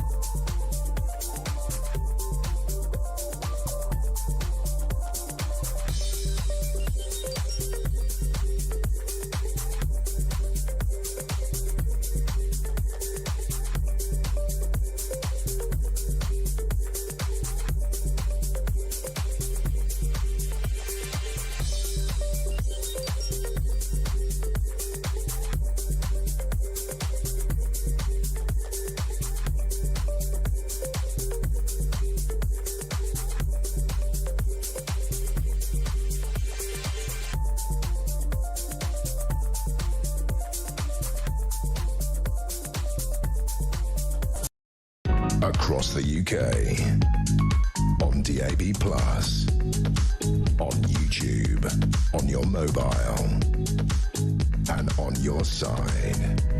This is Talk. Yes, it's the press preview on Talk with Andre Walker, Adrian Marsh and Pete Barnes. You are either listening and watching on Thursday night or listening on Friday morning. Either way, you are incredibly, incredibly welcome. Look, we've just been talking about the front page of the paper, and obviously this is the press preview, but it's fair to say that most of it is about the Swiss ski bar fire. Pretty horrendous. And what we reckon now is it was all to do with sparklers, Pete. Yes. So explain. Yes, so it seems to be, from an account that a survivor has given to French television, is that there was a barmaid with bottles and they had the sparklers in it like they usually do in these VIP things. Another person has picked this girl up, and then the sparkler has hit the ceiling, and that seems to be, from this particular person's perspective anyway, how this seems to have so basically some sort of foam, some sort of foam insulation on the ceiling that's ignited. Yeah, so this place seems to, as we were just saying in the break, they seem to have this kind of soundproofing, and that stuff is just, put a flame near that and it will rip right through it. It seems to be, it's underground. They don't have the same kind of, fire safety stuff that we do here, which, this place would not have been open, let's be real. And yeah, this just seems to be a horrible, horrific accident. They're having a 5-day mourning period in Switzerland. I mean, this has really shook a nation that this stuff doesn't happen. But I mean, if in a weird way. If you were, I mean, look, I've not seen the geography of this place, but it seems to me, if that account is correct, Adrian, and the foam on the ceiling ignites, and you're in a basement, then really there's very little that you can do now, because it's going to burn the floorboards above. One would assume a ski chalet is made of wood. And actually, this fire will have taken, not before you noticed, but not long after. You would have had minutes. Yeah, I think certainly the reports I read, exactly that. And it created I can't remember the expression they use for it now, but effectively an enormously hot, rapid fireball. And in a basement area where there was only one staircase to exit on, I mean, it just doesn't even bear thinking about. And, one of the things in my job, we look at fire safety at Freemasons Hall. And the fire routes that you have to have, the suppression systems that you need in different areas and everything. And I mean, it's funny. I was going to ask you about Freemasons Hall in London, because you own, your organisation owns one of the largest buildings in London, one of the largest public buildings in London. You could certainly house a national parliament in there without any difficulty. We all in our position moan about health and safety and all this sort of thing. But I remember when I went to Armenia, and just because obviously it's a country that doesn't have the same health and safety, there were wall tiles on the floor of my bathroom and I fell over and whatever. I suppose we all roll our eyes when these people come round and say you're going to have to spend this on this and this on that. But at least you go into a building like Freemasons Hall, it's not going to flambe in 10 minutes. Yeah, and look, I mean, I've worked in manufacturing industry for a long time where people can die and have died. And it is an area that I take extremely... So I'm not an eye roller on health and safety. For me... It's looking, it's being able to go somewhere and leave in the same state you went in. Yeah. And it's all of the different focuses. And even if I see people walking upstairs not holding a stair rail, and I think, why would you do that? I mean, because if you trip and fall, it's just an unnecessary risk to be taking, and particularly then when it comes to fire and and some of those areas. I think in the UK, I think we have. You can say we over-legislate and it's a nanny state, but I think it's there for. But mistakes can happen. You had to do something about Grenfell Tower. What was it? You end up buying a load of ladders after Grenfell. I think somebody told me that what happened was, because the ladders weren't long enough to get to the top of the building, the Freemasons bought ladders for the London Fire Brigade that are. Oh yeah, for the tenders, absolutely. No, we contributed heavily towards that. So I mean, and again, Grenfell, it was tragic, absolutely tragic. And it does look as though it was an accident and then a series of other factors. So we were talking earlier. I mean, most things, it's not one single thing that... it's a culmination, and there are lots of studies on this as well, on risk. And it will be a combination of things. So, you have a terrible medical accident, but it's not because one person didn't do their job properly. It was a series of things. Funny enough, Adrian, I've watched... You know how when you go on YouTube, you watch one programme and then it ends up curating all of it? Yeah. The rabbit hole. The rabbit hole. I end up watching a series of documentaries about plane crashes. Lovely subject. But actually, what was clear is 15 things would happen, and each of them was sort of 1,000 to 1. And also at any point you could have... But actually, the one thing I will say about this Swiss fire is that in Britain we've got a lot of historic buildings, but even though people like you, the Freemasons, end up having to come up with large bills to improve safety, it is true to say that when you walk into a building in Britain, you know that it will have been inspected, and the owners, much to their annoyance sometimes, will have paid the bill to put in whatever safety requirements are needed. 100%, and you can't not. As soon as you've got a recommendation, you can't ignore it. You can't think, okay, we'll get back to that later. How That's much one of those words, isn't it? We've got a recommendation for you. In other words, how much of a burden is that when you've got a historic building like Freemasons Hall? It's significant. I mean, we spend millions. Spend a huge amount of money on it. Huge amount. I was going to say, look, you'll know as well as I did, Parliament, for example, whenever anything to do with fire and safety and all that stuff, it costs 10 times more because the building is that old. They have to kind of build a new door because there's not that many doors. And you have to comply with, say, Historic England or the Heritage Officer of Camden Council. My favourite story was when, so obviously I started as a senior parliamentary assistant but became a lobby correspondent. And for those of you that know the geography of Parliament, if you go through carriage gates through Old Palace Yard, then there's the entrance to the lobby area and the press gallery to the House of Commons. One day, I went out of the door, which leads onto the corridor by Star Chamber Court. Some of you will know the area. I pushed the door open and it fell off. Yeah.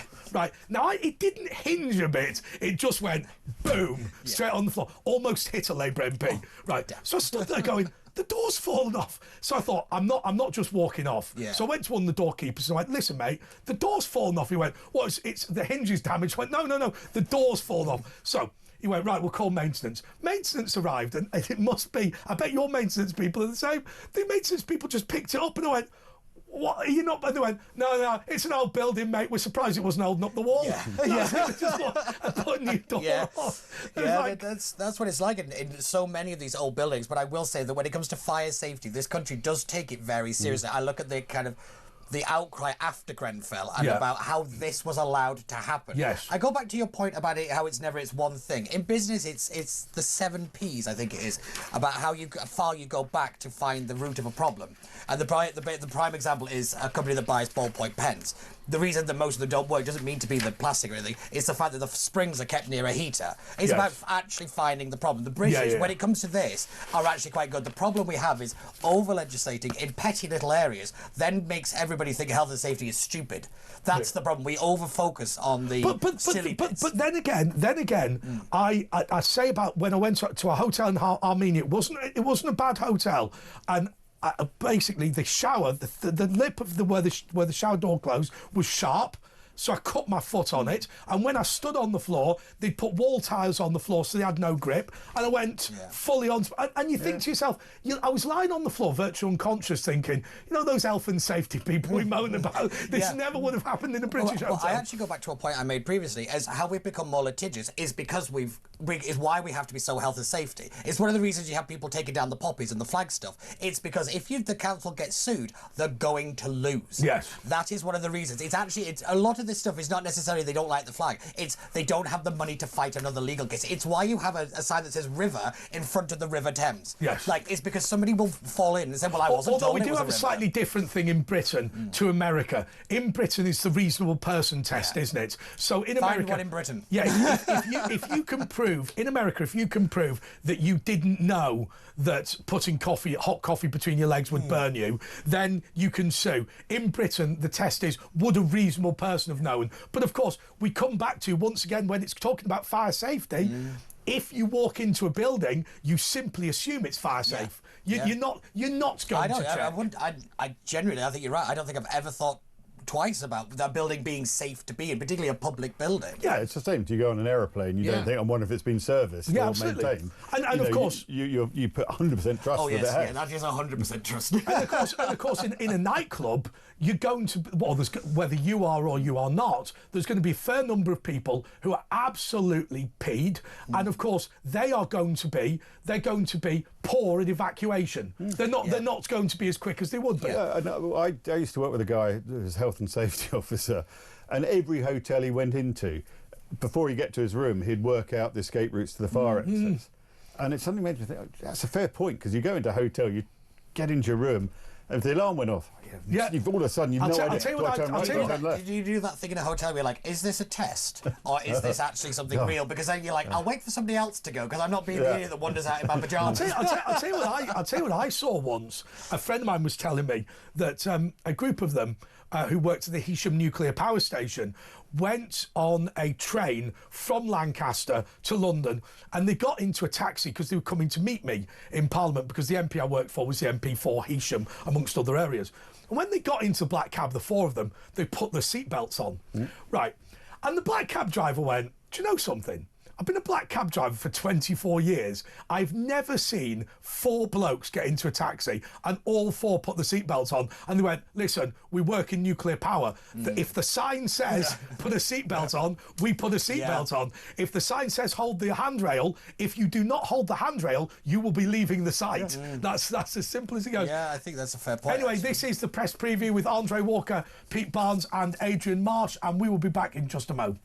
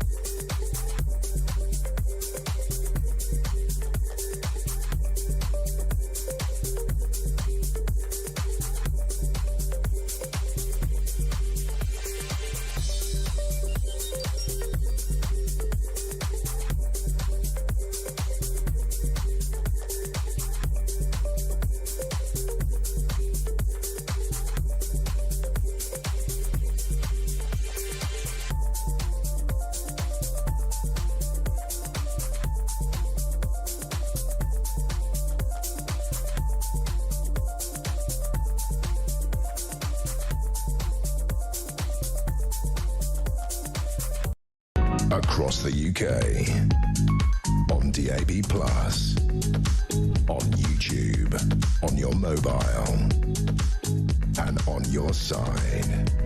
This is Talk.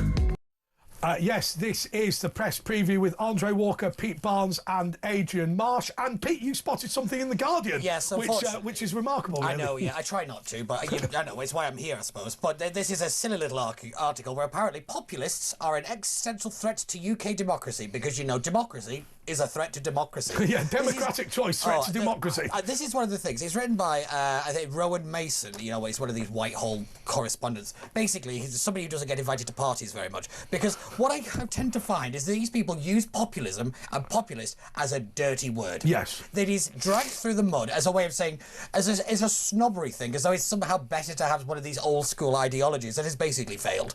And you know, that somehow this is a bit cheap and it's a bit kind of hit here and now and that kind of thing. Now, don't get me wrong, there is an argument for that, you know, there's no long term in it. But you have to ask, why are people looking to these parties when everything else is collapsed? But it seems to me, so we have a series of great parties in this country. I lament what has happened to the Conservative Party, but I lament what has happened to the Labour Party and to an extent the Liberals as well. But it seems to me that a lack of democratic choice through quangos, through executive agencies, is the problem with this system. It's fundamentally Labour Party members and Conservative Party members, it seems to me, aren't really to blame for what's taken place. Yeah, I think that's 100% fair, because a lot of people join a political party usually to get involved in their local area. Exactly. A lot of people don't really get involved in the big national, so we're the weirdos that did it, particularly when we were younger. But what I will say is, the reason for what you call the stakeholder society, which I've adopted, I think it's a perfect phrase for it, is that it is a way of removing accountability but putting it in the hands of people who think that their existence must exist. In other words, Yes. that they are a necessary. I mean, there's the old quote, is the governments come and go, but the civil service is forever. Well, that mentality is what has strangled us for so long. But I'll tell you what I find remarkable about these executive agencies, and actually, to be fair, I mean, whilst Adrian, your organisation is non-political, there will be a large number of people who are also Labour councillors or Conservative councillors or Liberal Democrat councillors. I applaud those people who go and help, but what they find time and time again is that edicts from government or executive agencies make it impossible for them to actually serve their local community. And I think that's a great shame. And I think the best example recently is the International Whaling Commission. Whaling has now been banned by every country in the world, and there was never private whaling. And yet, the guy who founded the International Whaling Commission has called for it to be abolished, and the commission itself has argued against it, saying that it needs to continue its important work against something that doesn't exist. But Adrian, you know, when we talk about democracy falling apart, I think it is the lack of choice, and it is about these executive agencies rather than individuals on the ground in local politics being a problem. Surely that's right. Yeah, I've never really thought about it in that respect before, but yeah. So if I look at politics, and I obviously won't discuss politics widely, but my fear at the moment is, again, it's back to the use of the word. Maybe this should be the word for 2026, is binary. Everything now, you're either this or you're that. Yes. There's no, middle ground. Nuance. But it's and I find, you either agree with something or you radically disagree with it, and you can be shouted down on your opinion, and it's just weird. But I don't know why we're suddenly getting like that. But the one thing that is, if you like, political about the Freemasons, to extent they're political, is their dislike of that sort of approach. What you would seek to be is much more collegiate. But I mean, I think hatred in politics exists, and also the criminalisation of politics. The idea that my opponent must be a criminal and must go to jail. That's something that one would assume anybody who wants to be collegiate would oppose. Yeah, and it's you've only got to look back across the Atlantic to what's happened in America in the last 40 years, where as soon as you get elected president now, the first thing they're doing is engaging every council they can come across to try and find something illegal that they've done. Yes. And America, having travelled there quite a bit in my working career, I've just noticed those changes, and that is very extreme, one or the other now. And I fear we're going the same way. I mean, actually the noose around this country's neck, and I've said it for a very long time, this exact argument, and it is because we don't trust each other. And Yeah. we can't trust each other because I go back to the point that institutions have habitually lied, covered up, gaslit and all the rest of it. That's why everybody on the left is a loony lefty and everybody on the right is basically Hitler. Yeah. That extreme is a reason because they've nothing to but hold on the us ground, together. But on the ground, it's not just the Freemasons. No. It's just Adrian happens to be a member of it. But churches and golf clubs, loads of them are going to sit there and go, some of us voted Remain, some of us voted Leave, and fundamentally now we're just having a pint together. But they're now being forced out of that sort of attitude. Yeah, because I think that's because we've allowed the extremes to take over the conversation. In other words, it is literally the hardest of Brexiteers and the hardest of Remainers. And if you're in the middle, then you're somehow a traitor to the other side. You're a communist. Yes, basically, I call it ideological litmus tests. In other words, you've got to pass certain things to be part of something. It's why I've always hated the phrase "real conservative." I mean, you can still be a conservative and voted Remain. You can. Now, I may disagree with you, but that doesn't mean you're not a conservative in the other 99% of positions that you take. And we've also got to get rid of this idea of betrayal. You are allowed to change your opinion. Yes. You can't deny your opinion that you've ever had said such a thing, but you've got to have the manoeuvrability, as everybody else is afforded in the political sphere, to actually change your mind. I've always said, Adrian, what it says on my Twitter, I've quoted it multiple times, views expressed here are not even my own. And the reason is because the number of times that people have got in touch with this show and genuinely persuaded me to change my mind. I hate this whole idea where they say, you said this in 1986, ergo you've got to stand by it forever. Yeah, no, I agree. And I agree. It's, and it's back to that sort of point I was trying to say earlier with our second degree ceremony, is about educating and opening your mind to things. You have a view. I've had strong views on things and I've completely changed them, with reasoned argument or with reasoned facts or some data sources. But doesn't that come back to this point about populism and the anger about it? Because if we go back to your police case, you went into the police and made a series of sensible arguments, not least that we couldn't possibly be in charge of the Metropolitan Police, given there's 25,000 of you and there's 440 who are members of my organisation. But when there's a lack of democratic oversight, when there's a lack of genuine debate, actually somebody is belligerent within the institution, some faceless bureaucrat, and that is the end of the discussion. And that's kind of what you're facing there. Yeah, absolutely. And it's it's a decision that's taken, and it's always someone else's. It's there's the management team. There's Sir Mark Rowley and his leadership. They've taken that decision, but no explanation of why they took it or how they took it. Or I mean, they weren't even aware they're female Freemasons. Yeah. I mean, and you go to the was it the Aston Villa football? I was literally just about to bring this example up. It's just you just wonder if people are getting their evidence by Googling. Yes. So did the Met put in Masonic conspiracy theories into ChatGPT? The advisory group that's involved in this is the prime example of everything wrong in British politics. Yeah. It is a non-binding advisory group that we don't have the right to know about because it's not in statute, so you can't freedom of information, which is very telling. You don't have to know who's there, if there's any kind of opposition to anything, and more importantly, their advice, despite being non-binding, if the football club doesn't follow it, then they are liable for literally everything. How is that non-binding? It is ridiculous. What it is ministers kicking responsibility to somebody else and saying, oh, I'll just go for a cup of tea, you can make that decision. So they keep their hands clean. They don't get any accountability on any decision that they make, and the public is kept completely in the dark. It's like the fire recommendations. Yes, it is 100% that. So, I mean, I can think of similar instances in industry where we had advice came in. It could be legal advice. So, well, we've got to do it. Well, no, you haven't got to do it. What we've got to do is take a judgment based on the advice we've been given and other facts too.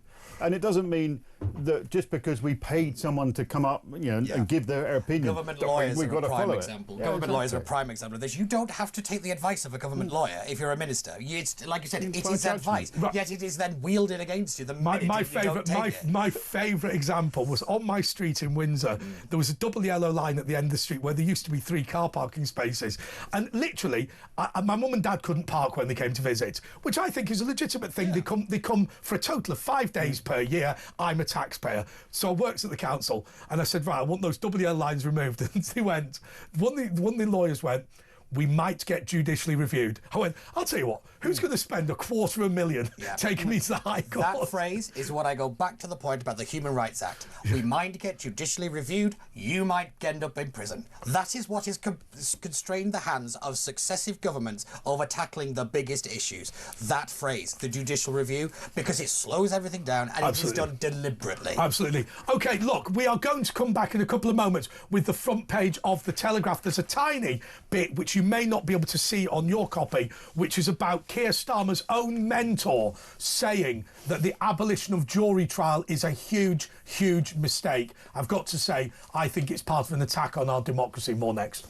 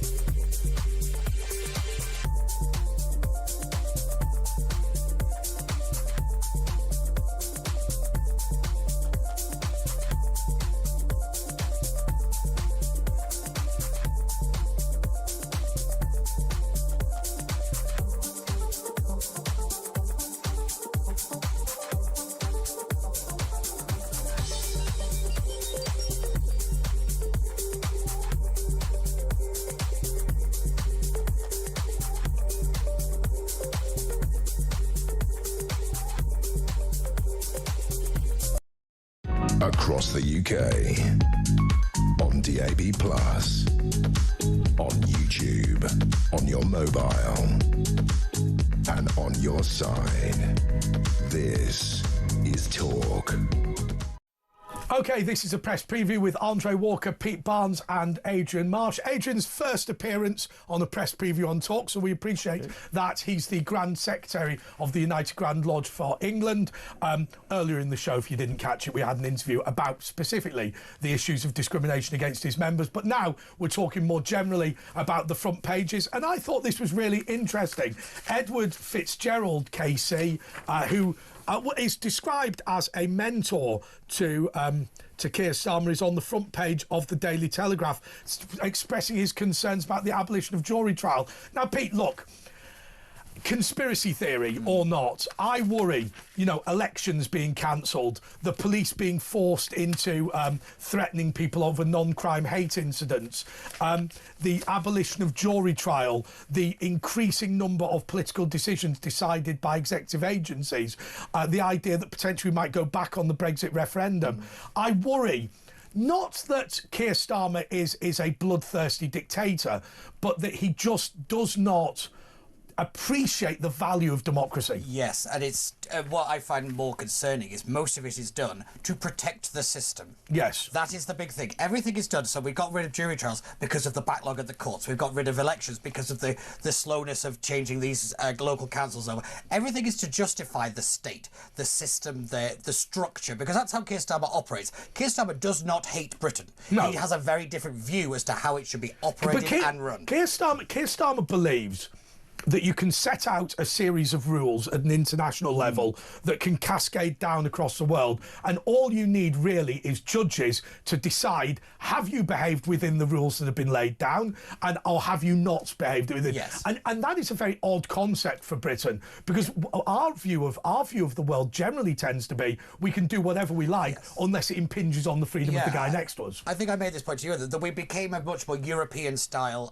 society in the fact that we needed a permission permission to do something instead of a kind of restriction against it. So, like, I think that is a significant fundamental shift that has happened whilst we've all been talking about what a woman is. Yes. The relationship between the citizen and the state has never been more redefined at every single level than it has been probably in the last 18 to... Well, I even want to go back 5 years if you really want to. I mean, the Conservatives started this train. I don't think they were quite in control of it when it was getting going, but now we've taken it to the nth degree because you have operators like Starmer who believe in the bureaucracy. There's a great quote by Oscar Wilde who says, "The bureaucracy is expanding to meet the needs of the expanding bureaucracy." In other words, you need people to make the people to do it's the great scene in Yes, Prime Minister where there's all those people in a hospital. There's no patients, but yet it's the most efficient hospital you've ever seen. Well, it's that ridiculous nature, but we're living in it. But the classic thing, Adrian, and I saw Jacob Rees-Mogg talk about this, the case of Clive Ponting and the Belgrano, that there was every single legal reason why Ponting should not have disclosed information about the sinking of the Belgrano during the Falklands War, and the judge summed up, basically not directing the jury to find him guilty, but heavily suggesting that they went in that direction. They found him not guilty. And there's always been an important part of our system, which is 12 ordinary members of your community deciding whether you were right or wrong. And surely that has to be an important check or balance, because whatever judges are or they're not, and I'm not criticising them, they are officers of the state. Yeah, no, I absolutely, totally agree. I think jury trials are a big part of Britain for hundreds of years. It's an important process. The only area where at times I struggled in my mind over is where you have complex corporate trials, where I do wonder whether a jury is, capable of grasping capable or just expert enough in have that subject matter experts to be able to make those judgments. But that's very rare. Yeah. But in pretty much every other situation, I think it is on the ultimately it does come down to how well your counsel has made the case versus the prosecution counsel if you're being defended. So, but I do think, I would hate to see jury trials going. I would hate to see it, and I think there must be better ways to increase the throughput. Maybe extending the hours that they sit for. That's a huge thing. All you have to do is make them sit longer. Or the other option, Pete, because there's two ways. There's two ways to skin Adrian Marsh's cat, if you like. Maybe not the best metaphor. But you could also say, look, one of the ways to simplify complex fraud trials would be to simplify the law.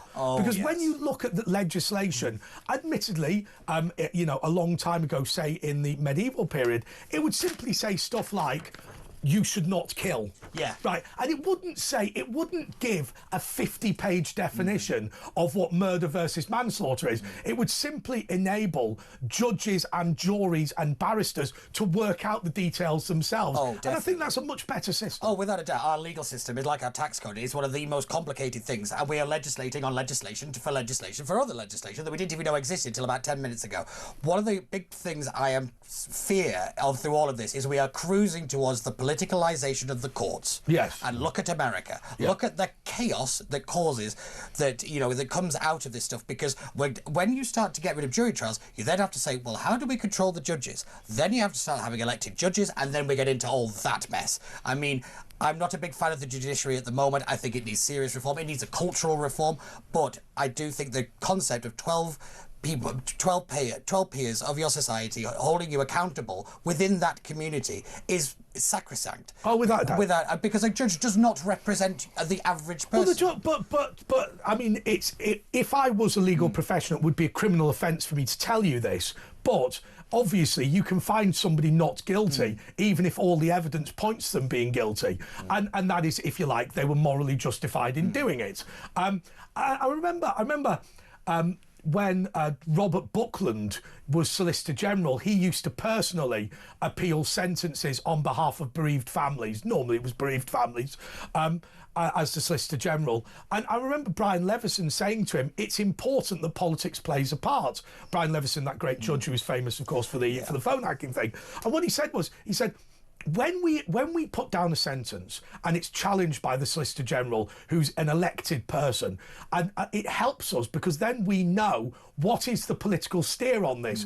We thought that this particular crime should be 6 years in prison. The Solicitor General has now told us it should be 9 years, so we can take that on board. So the more democratic oversight, actually, the better. And I thought it was an interesting point by Leveson that actually being told he's wrong by the Solicitor General is a helpful thing to do. Yeah, because a lot of people see it as kind of executive intervention, don't they? And in reality, there should be, in our system, executive intervention because our parliament are lawmakers. That's their job. A lot of people forget that because the average intelligence of a backbencher is that of a chocolate teapot. But, like you always make the story of how many times did you actually deal with primary legislation when you were a staffer? Exactly. You don't. Yet that is the key problem. And I go back to the China trial when it all collapsed because the government didn't intervene. No. Because of that lack of political intervention, the case collapsed. And I think that's a really, really good point, and I hadn't really thought of that. So thank you for that one. Okay, well, let's look at something from the BBC, Adrian. The highest number of channel crossings since 2022. Adrian, look, I don't care whether you are in favour of more immigration or against more immigration. We've got to stop people crossing the channel. Anybody who has been on a cross-channel ferry on a choppy day knows that it is an extraordinarily dangerous thing to do. I would not attempt to cross the channel in a dinghy, even if I was a highly experienced sailor, as somebody in inappropriate clothes with no training and no knowledge of that seaway. God knows how many of these people die. I think it's absolutely tragic, and I think the whole exploitation, the traffickers behind it, exploiting, fundamentally vulnerable people in some shape or form, it's just hideous. And it's the risk of it, the death rate, everything else, and if people who just see it happening, if you observe it. I mean, I know people who live in Ramsgate area. And they'll see the situation with these massively overcrowded dinghies coming in, and these are people who know about the sea, and they're mortified. I mean, I'll tell you something. Obviously, I'm no sailor, but I went on a cross-channel ferry where they had to shut Calais due to high winds because you couldn't actually get in the port safely. And I will tell you, it must have been about 11:30 in the morning, and that ferry, as we went back to Dover, I could see sea out of one window and the sun out of the other as it rolled and rolled. And I'll tell you what, people forget that is one of the choppiest seaways in the world. It's known as the all sea. It's known as all sea, all sky. Yeah, that's what the sailors call it. Is it? Yeah, it's all sea, all sky because it's that and that. I'll tell you what. Also, your stomach is going in the opposite direction. Well, it was like the Titanic. Everything, all the plates and bowls and everything went.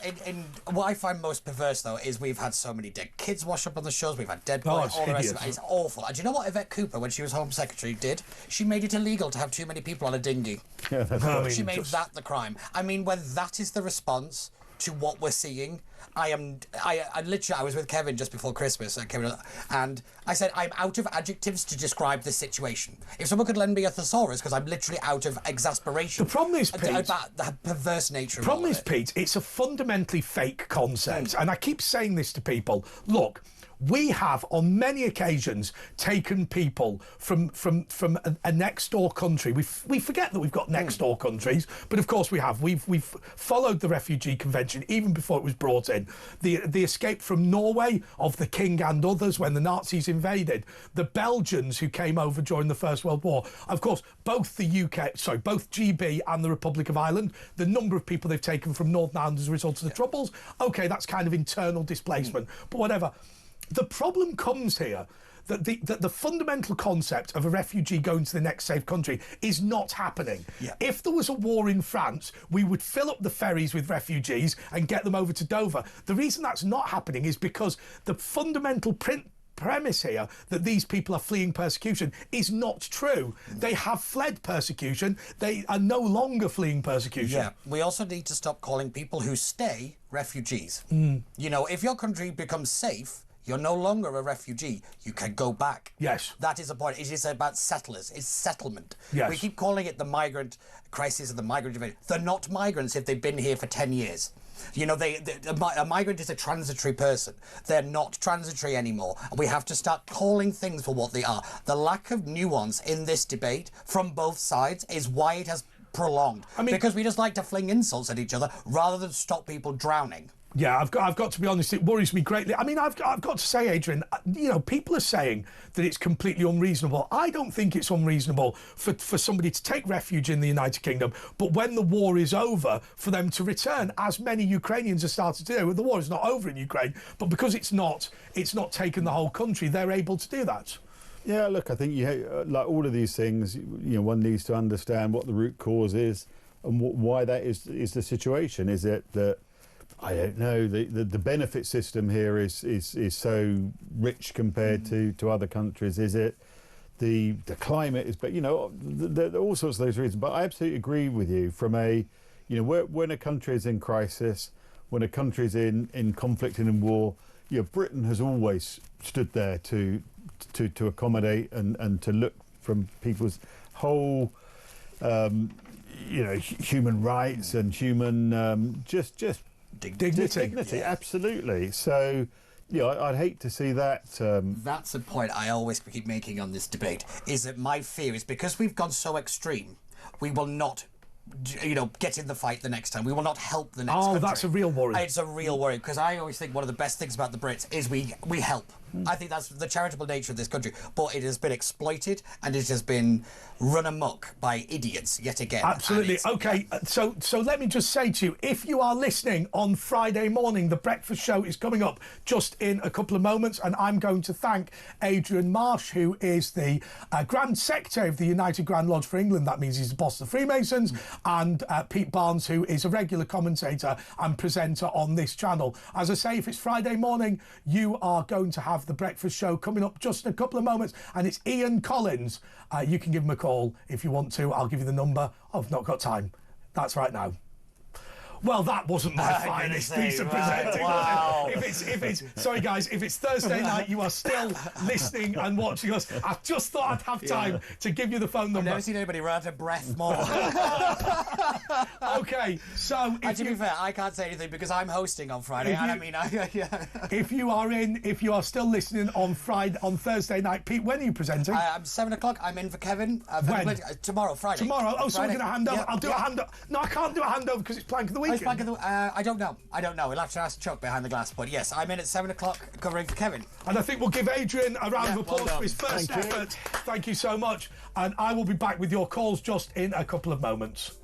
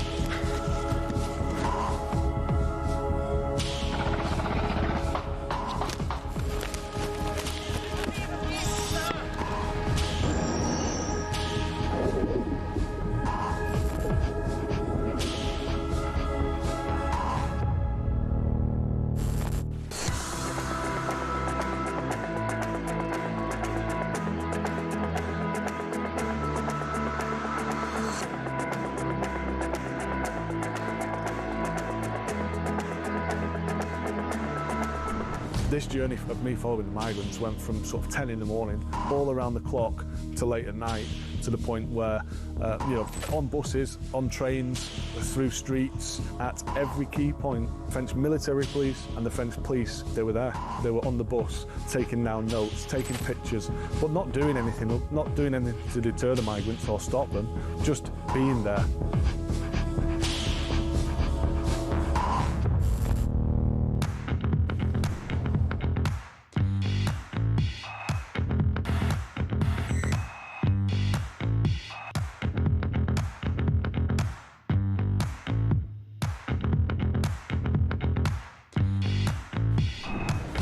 I was sat in the tent and he was showing me through photos of his phone, scrolling through. this was barbaric, horrific stuff. Blokes going through walls in vehicles and then jumping out and shooting everyone. You know, his WhatsApp picture was him with a mask on, with a gun like that. You're in a tent with this guy. I'm in a tent with this guy, and actually he's just showing me this stuff. Across the UK, on DAB+, on YouTube, on your mobile, and on your side. This is Talk.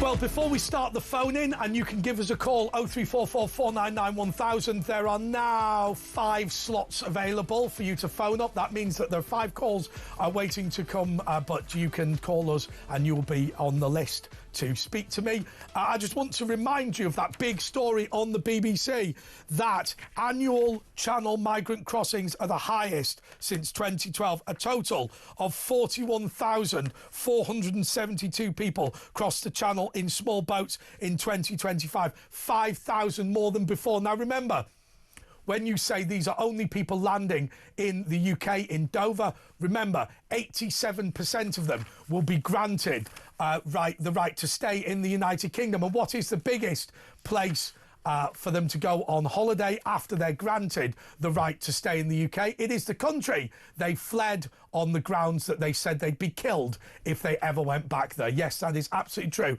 If you are worried about uncontrolled immigration, let me know. Also, Nigel Farage has pledged that he will restore law and order in London. As I said to you, I was coming in the car over here tonight and I saw somebody have their mobile phone stolen. Now, you can say, well, it's only a mobile phone, but when you look at the horror on the face of the person as that bike goes, I'll tell you what, he almost caught him as well. He was quick, and it was a motorbike, because what they had to do was they were coming off, I think they were coming off Battersea Bridge, and they had to turn round. He cut them off by running across the junction, and he did almost catch them. But of course, had he have caught them and given them a thump, then they would have been let off for stealing his mobile phone. He would have been prosecuted for assaulting them. That is the warning that the police are giving out. If you attempt to protect yourself, if you attempt to stand up for your community, if you attempt to protect your property, you're the one that's going to be in court. I've got to tell you the story about me going to Sainsbury's the other day in Ascot. Well, it was a couple of months ago. I've told you about the fact that I grabbed a shoplifter and prevent him from leaving the shop. But the very lovely staff at Sainsbury's told me not to do that. And they said because if the police came, they would let him off for shoplifting and they would arrest me for assault. That is the world that we live in today. 0344 499 1000. A couple of you called, but it is also true to say that if you phone right now, you will get straight through to our lovely, lovely operators and you'll be put pretty much straight on the air. Ken is in London. Ken, you're on Talk. Good morning there, Andre. Hello. You've given much time to the Freemasonry cult tonight. I knew you'd be unhappy, Ken. Well, we just want to give an honest description of what really happened. Did you know that the Freemasonry has infected the world financial system, Western law system, judges, police leadership, false Christian churches, politics, world political parties, and the monarchy in the UK and in Europe? They're totally... The world is infected by Freemasonry. I'll just show you the dangers in Freemasonry, if you allow me. First of all, Freemasonry totally denies the deity of Jesus Christ. Freemasonry is anti-Christ, anti-Bible, and anti-Christian. It's a religious cult which regards Jesus as being a wise prophet or a great reformer, just like Islam. Freemasonry, Andre, mocks the biblical revelation of the Trinity. It is totally anti-Christ. But what about if I mean, the Freemason guy is gone now, but what if he says, yes, that's true, we do not worship Jesus, but then again, we don't worship anything at all. The idea of Freemasonry is whatever religion you are, you will be accepted, and therefore, in a sense, it's not pro-Christ because it doesn't promote the teachings of Jesus Christ, but that doesn't make it anti-Christ. I mean, as an example, your local, Ken, let me just say this, as an example, your local golf club doesn't promote the teachings of Jesus, but that doesn't make it anti-Christ. Of course it is. When you reject the teachings of Jesus, you're Antichrist. Here's another thought for you and all your listeners. Freemason specifically excludes the use of Jesus' name in worship. In the Masonic rituals, they prohibit prayer or worship in the specific name of Jesus. They use the term of their God as being the great architect of the universe. Yes. That's either Om, the Hindu god, or Jabulon. This is a deadly, dangerous religious cult. Yeah, but what they would say in response is the reason we use the phrase great architect of the universe is because some people effectively their god is Buddha, some it's Jesus, some it's Allah, some it's whatever the Sikh or Hindu gurus are, and therefore they're trying to be non-specific. And my point is, I accept that it's not pro-Christ, but I think their argument is that they're not trying to be anti-Christ either. Andre, you need to wake, and I respect you highly, but you need to be honest about this, Andre. You look for honesty in our discussions. Yes. Freemasonry, amidst the scriptures, when reading the Bible, they refuse to allow the name of Jesus Christ to be declared. But they also refuse to allow the name of Buddha. I don't know about Buddha, but I know that they don't allow the name of Jesus Christ in the laws. You know that if you were a Mason. Oh, no, yeah, absolutely. So I think the point we're making is, and by the way, I think there is a middle ground here. The point I'm making is they are attempting to come up with ceremonies that are that do not include the name of any religious leader or any religious body in order to be as open to people as possible. My argument is, whilst they're not teaching Jesus, they're not teaching Buddha or Allah either. Therefore, they're not pro-Jesus, but that doesn't make them antichrist. That's my point. Andre, when you refuse the name of Jesus to be read from the Bible, the people are Antichrist. Now, regarding salvation and faith, Freemasonry, they teach a false system of morality and self-improvement. They believe that entry into their celestial lodge above is attained through good works, charity, and moral living. Yes. This is salvation by works, totally contrary to the Bible. The Bible teaches salvation is by the grace of God. It's not totally contrary. So the Bible still wants you to do good works, to live a good life and be a charitable person, but it wants you, in addition to that, to accept Jesus Christ. So it's not totally contrary. It's just not doing as much as the Bible wants you to do. Andre, in the Bible, salvation is a free gift offered to all sinners who will repent and believe in Jesus. It's nothing to do with our good works. We're all sinful people. Nobody's going to be good enough to get to heaven. Freemasonry regards the Bible as only one way of salvation. They put the Bible alongside the Quran and the Hindu Vedas and other religious texts. It is a deadly, dangerous cult. And this is perhaps the most deadly thing in today's system is they are spread throughout the financial system on earth. We are headed for a one-world system, and the Freemason system cult will be heavily involved in establishing this coming World One Order. That is coming. It's on the Bible, Andre. So let me ask you this, just to change the subject ever so slightly. You look at these channel crossings. Are you concerned about the number of people coming to this country? Because I have to say, I genuinely believe that what we have failed to do in this country is to say that we want to remain Christian, we want to remain British, we want to remain English speaking, and we want to say that people who come to this country have to believe in this country. We're afraid to say it. The politicians are full of cowardly men who won't stand up for Jesus. Look at Poland. Look at Hungary. They have made a stand against it. They don't want Islam to take over the nation. Islam is the elephant in the room. Islam is the evil which is within and without attacking Western society. And I'm not speaking about the people. I'm speaking, it's no hate speech here. We're talking here about the religious ideology of Islam. No, your view, just to help out the viewers and listeners, Ken's view is that Muslims are perfectly nice people. However, as a Christian, he strongly believes that Islam is wrong and Christianity is right. I mean, I don't think anybody can criticise you for that. Certainly not at the moment. But now, just going back to Freemasonry, if you don't mind, Andre, this is important for people who might be considering. Freemasonry is a type of witchcraft. It's built upon taking various types of awesome, gruesome oaths. You can actually bring a curse upon yourself and your family if you break the oath when you join the Freemason cult. It's a deadly religious system. It's deadly. And I'm saying this in love and concern. If anybody's listening here who's a Freemason, you seek the Lord, read the Bible, read the Gospel of John, and ask Jesus to speak to you. Jesus is the only way of salvation. He is the way, the truth, and the life. And no man comes to the Father except through faith in Jesus Christ. This is the teaching of the Bible. This is what our country we need to stand up for. Jesus Christ, the Savior of sinners, who died for the sin of the world and offers everyone forgiveness if we will sincerely repent to God and believe in Him as our Lord and Savior. This is good news. Ken, I think you made that point. How was your Christmas? What did you get up to over Christmas? Because I've seen you out and about preaching. You look as if you've had quite a good time. I had a wonderful time preaching or speaking to people. I concentrate a lot over the Christmas and New Year on just to chat to people. Do you not wake up in... Look, I've got the greatest of respect for you, and I'll tell you the reason. Because I always believe that much as people may agree with you or disagree with you, Britain would be a better place if there were more people like you, right? That is my general view, and I think that's the only way you can judge someone. But do you ever wake up in the morning and think, oh, God, I can't be bothered going out today? Yes, some mornings I do wake up. And I do say that, but I say, Lord... There's souls to meet today to tell them that you love them.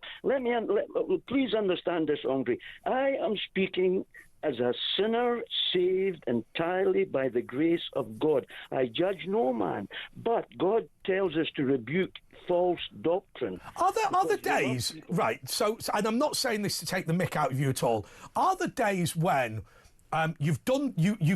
look, presumably your religious view is that whilst you in general try not to sin, we're human and we all make mistakes, right? So presumably that's your view. So are there moments when you go, oh God, I'm going to have to repent for what I've just done there, otherwise I will go to hell? Andre, I'm not going to hell. I believe in Jesus Christ. I'm eternally secured because I believe in Jesus. But okay. In my heart, in my life, I sin every day. I have bad thoughts. I don't think I don't reach the standard of holiness that God requires. No Christian can, nobody can. And I ask the Lord to forgive me. He's merciful. But I trust that I'm not going to heaven because I'm a sinless man. I'm not sinless. I and every genuine Christian is going to heaven for only one reason. I mean, that is Jesus. That is an important point that people forget when they listen to you.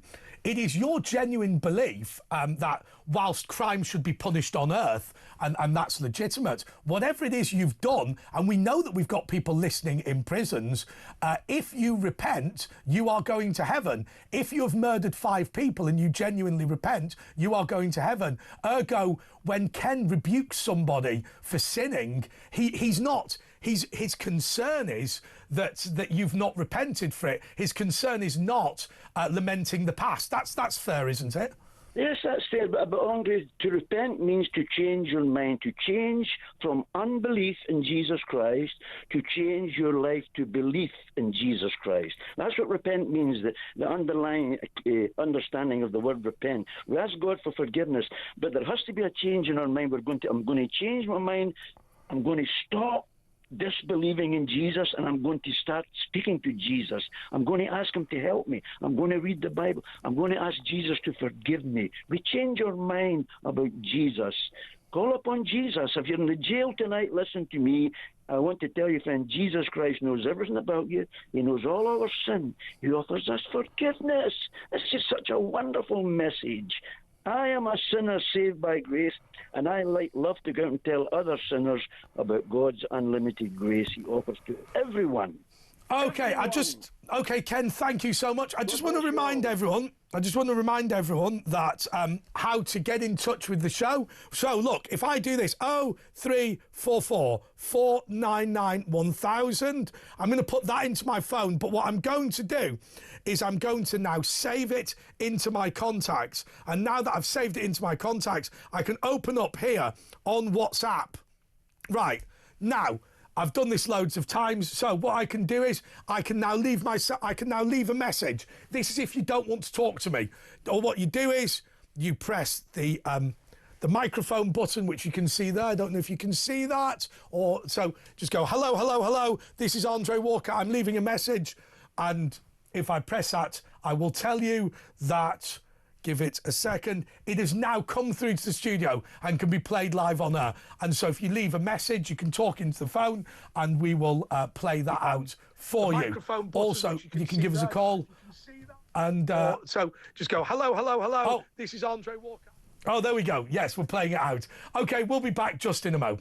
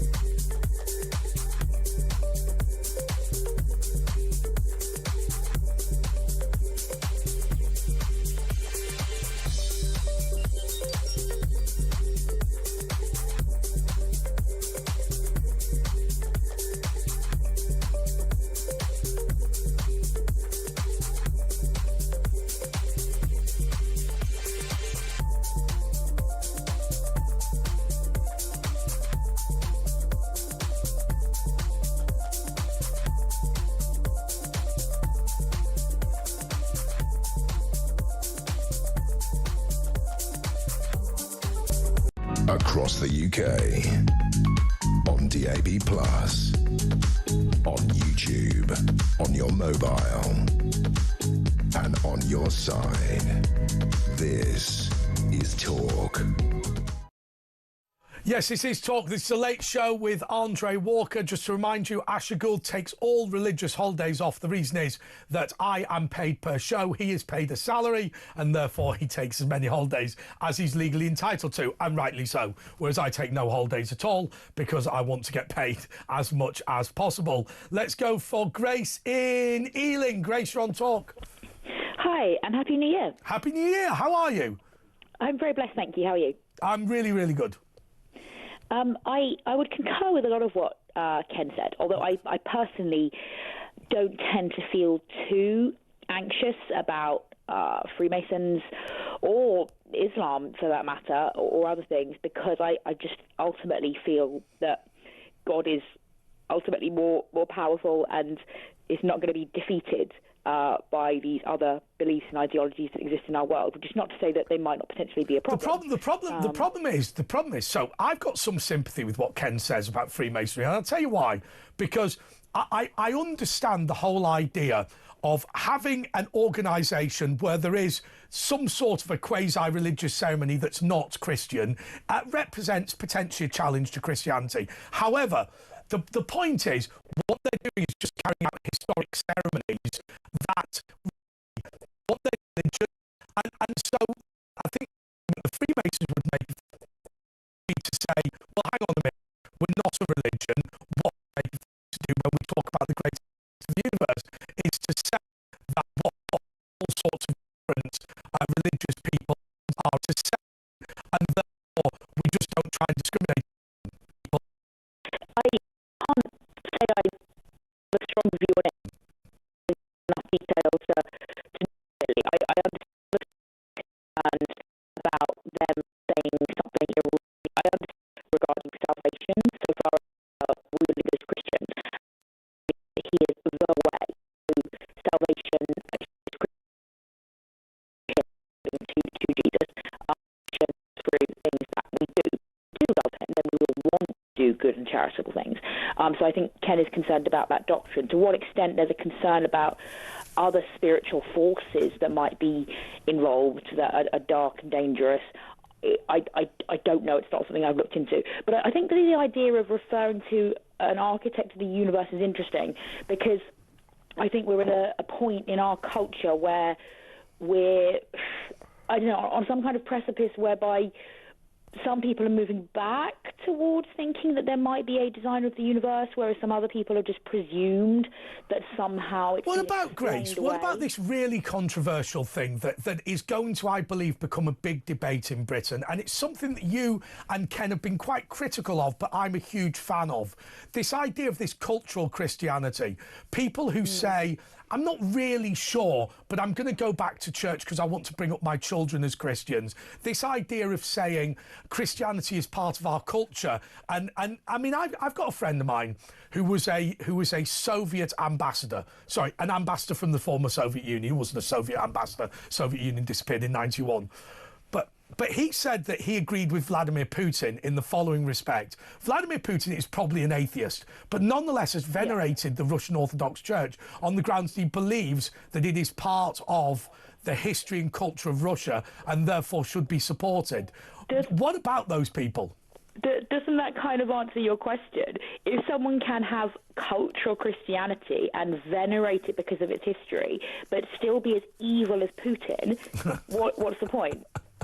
Well, I think the point is that you turn around and you say to yourself, actually, you know, our religion is also part of our cultural heritage, and therefore it is legitimate. I mean, I know lots of Jewish people who do not believe in God, although it's slightly different with Jewish people because it's both an ethnicity and it's a religion. Therefore, it is slightly different to being a Christian. But I can fully understand why people would want to bring their children up Christian, even though they don't believe, because they believe it's part of our heritage. Bringing up your kids as Christian and taking them to church, I think it's an awesome thing, and I have found it so helpful throughout my life to have some kind of moral framework. Like Jesus told us we should aim to be generous. Jesus told us we should aim to be humble.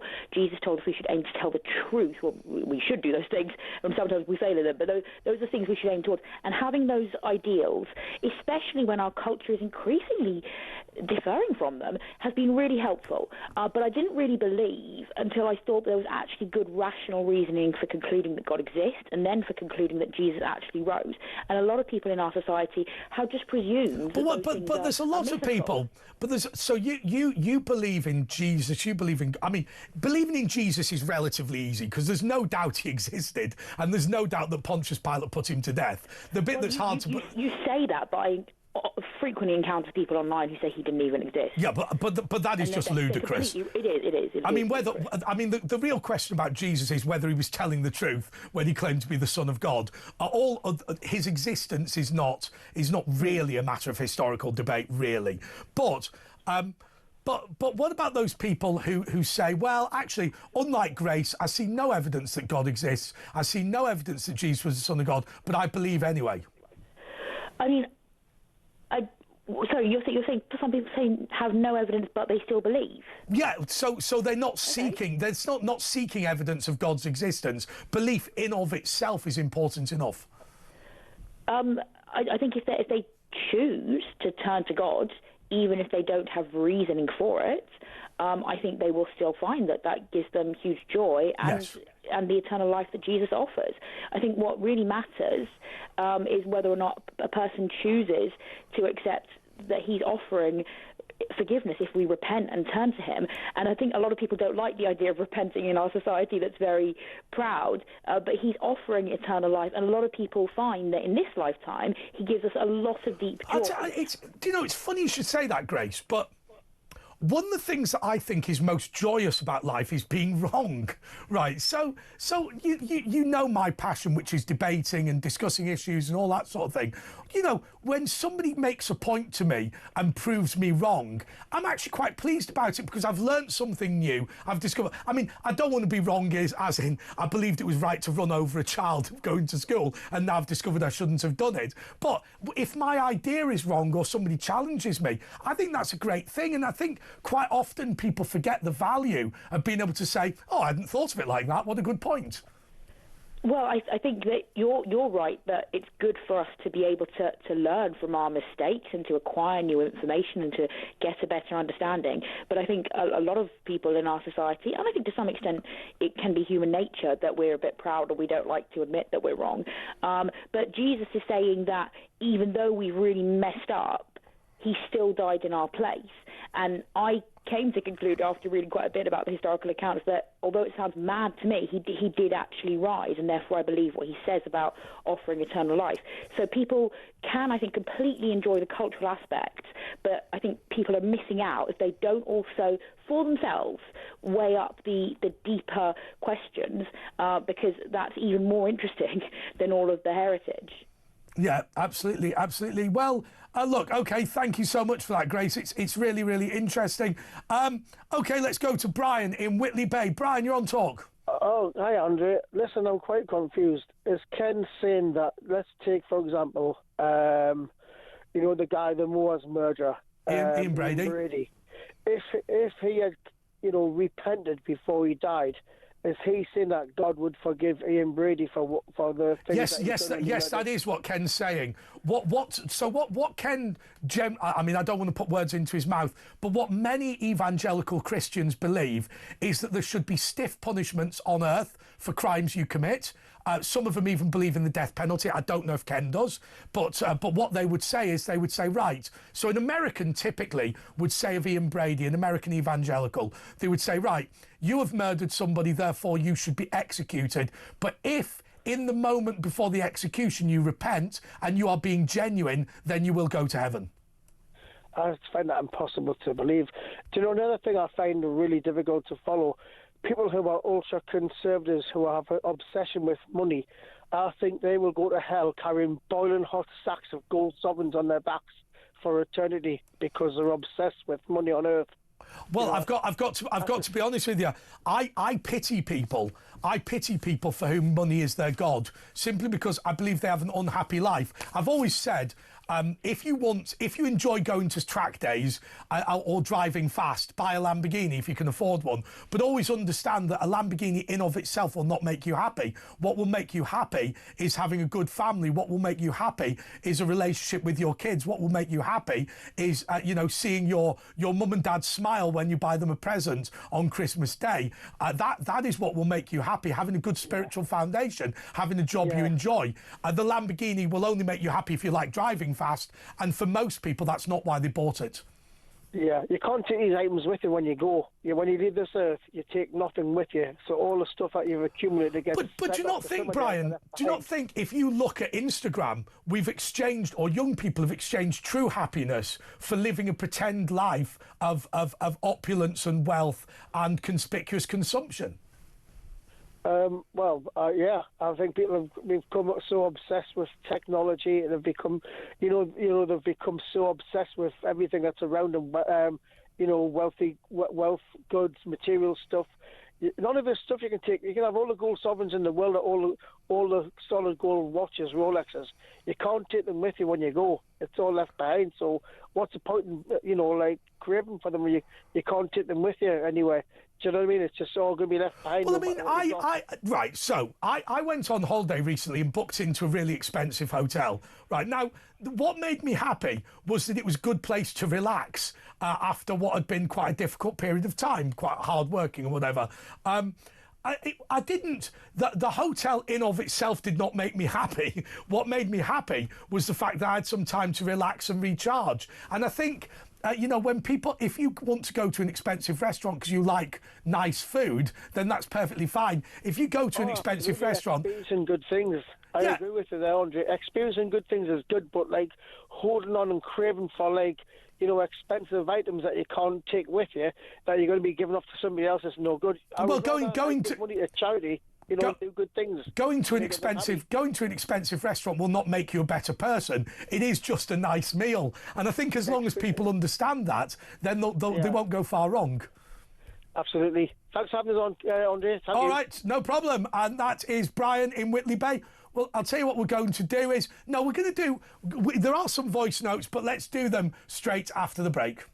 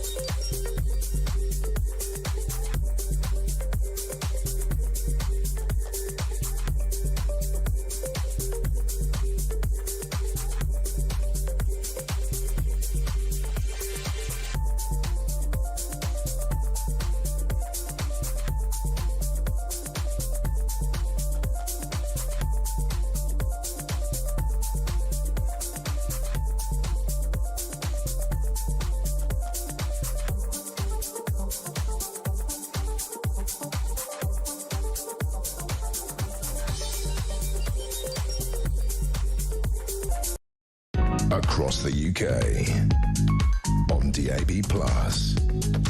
on YouTube, on your mobile, and on your side. This is Talk. Yeah, and do make sure... Oh, are we going to use that shot? I don't mind. Listen, we can use any shot. Look at that. Come on, let's wave. Well, come on, let's try and zoom this one in. Should we try and do this one? This is The Late Show with Andre Walker. Oh, come on, just adjust it properly. There we go. It's The Late Show with Andre Walker, and I am really enjoying the show. But the only problem is I don't know who I'm going to be able to talk to next because my screen is down there. Let's go to Wise Lady. She's got a voice note. Interesting open debate, fellas. Jubilon is Baal, ergo the great architect of the material universe is the demiurge.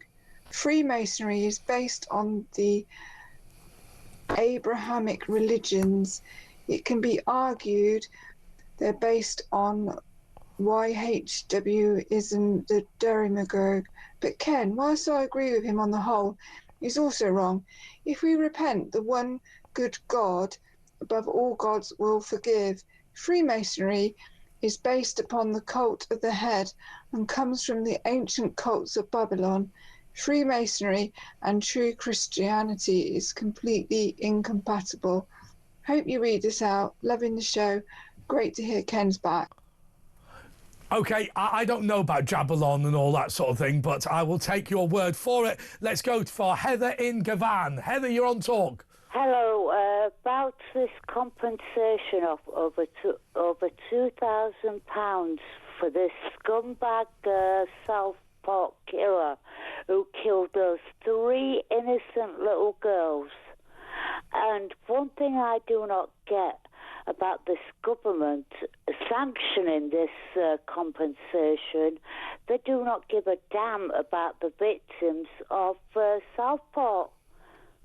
Yeah, I mean, I find it remarkable. I mean, I don't know specifically about that case, but I know the case of the guy who kept a prison officer hostage unless we released Abu Qatada. He is getting £7,500, but also £234,000 in legal fees. By the way, I said it was 224 before, but either way, it's an enormous amount of money, and I get very, very upset about this.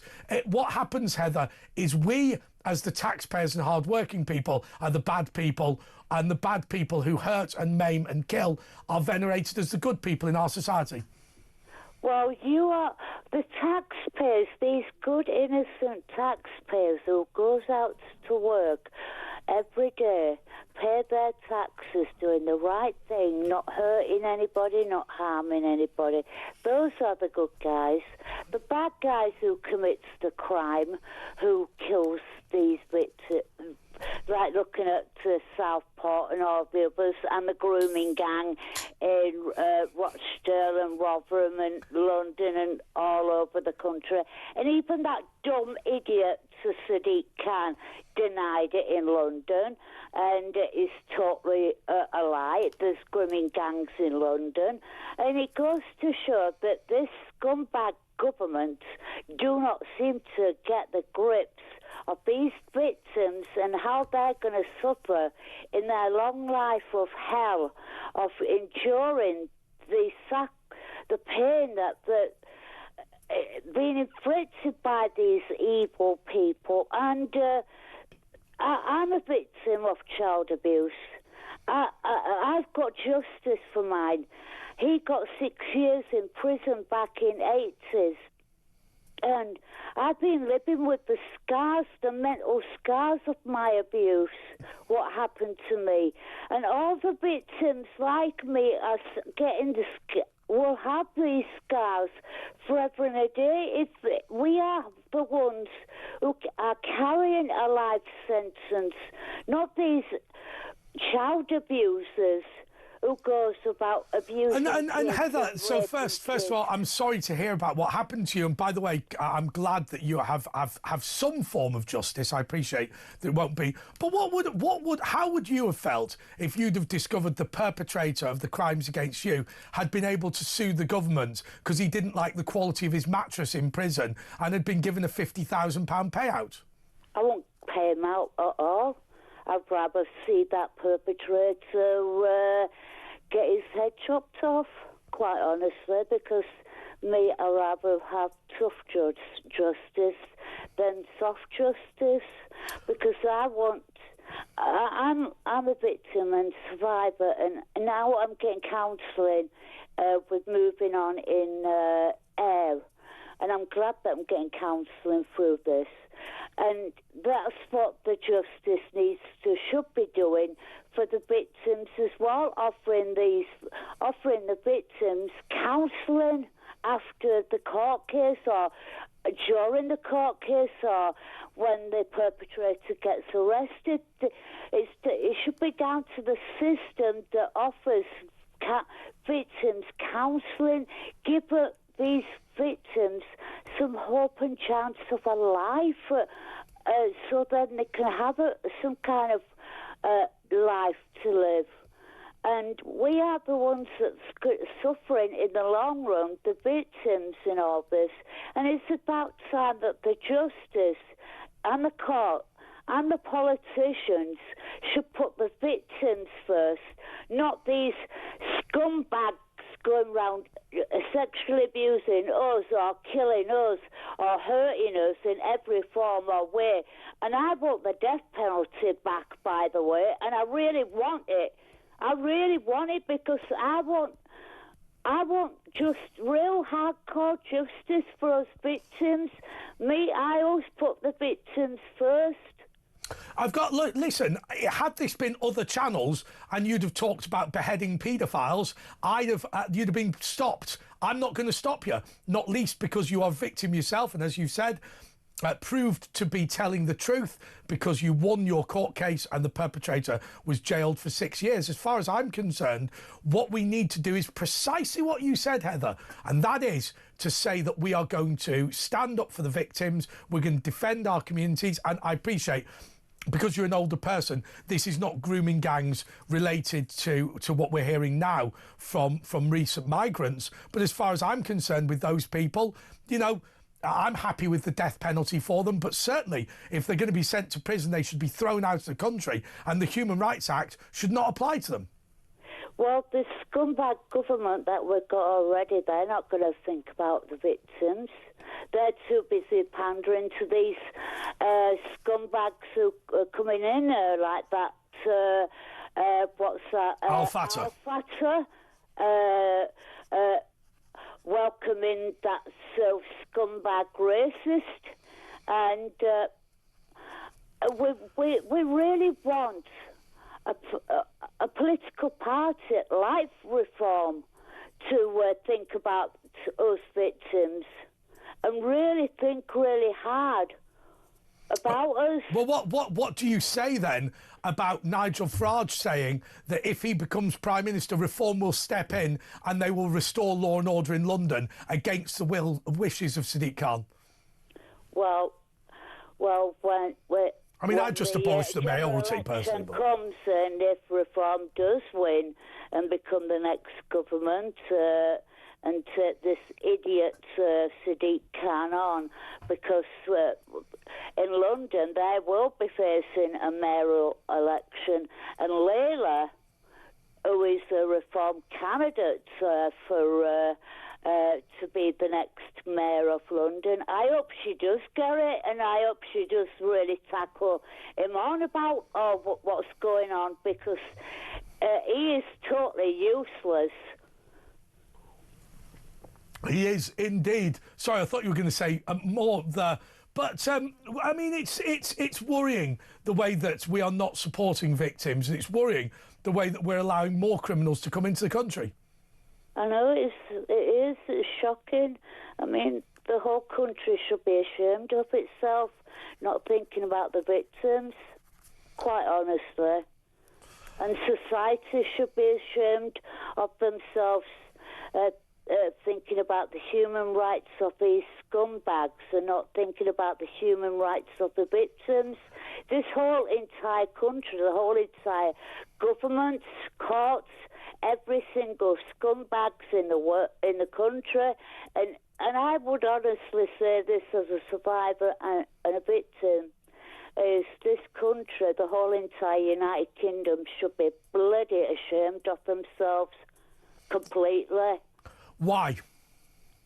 Because we should be thinking about the victims, how they're suffering and how they're living our lives and carrying the scars, the mental scars of our abuse and what's happened to us, and to understand us, how we live our lives, because I'm struggling as it is day to day of my life, trying to get by and trying to live a relatively normal life as possible. That's why I moved to Scotland, that's why I'm living in Girvan, to get a new start. Oh, right, so that was related to the abuse. You wanted to get away from the community the way it happened.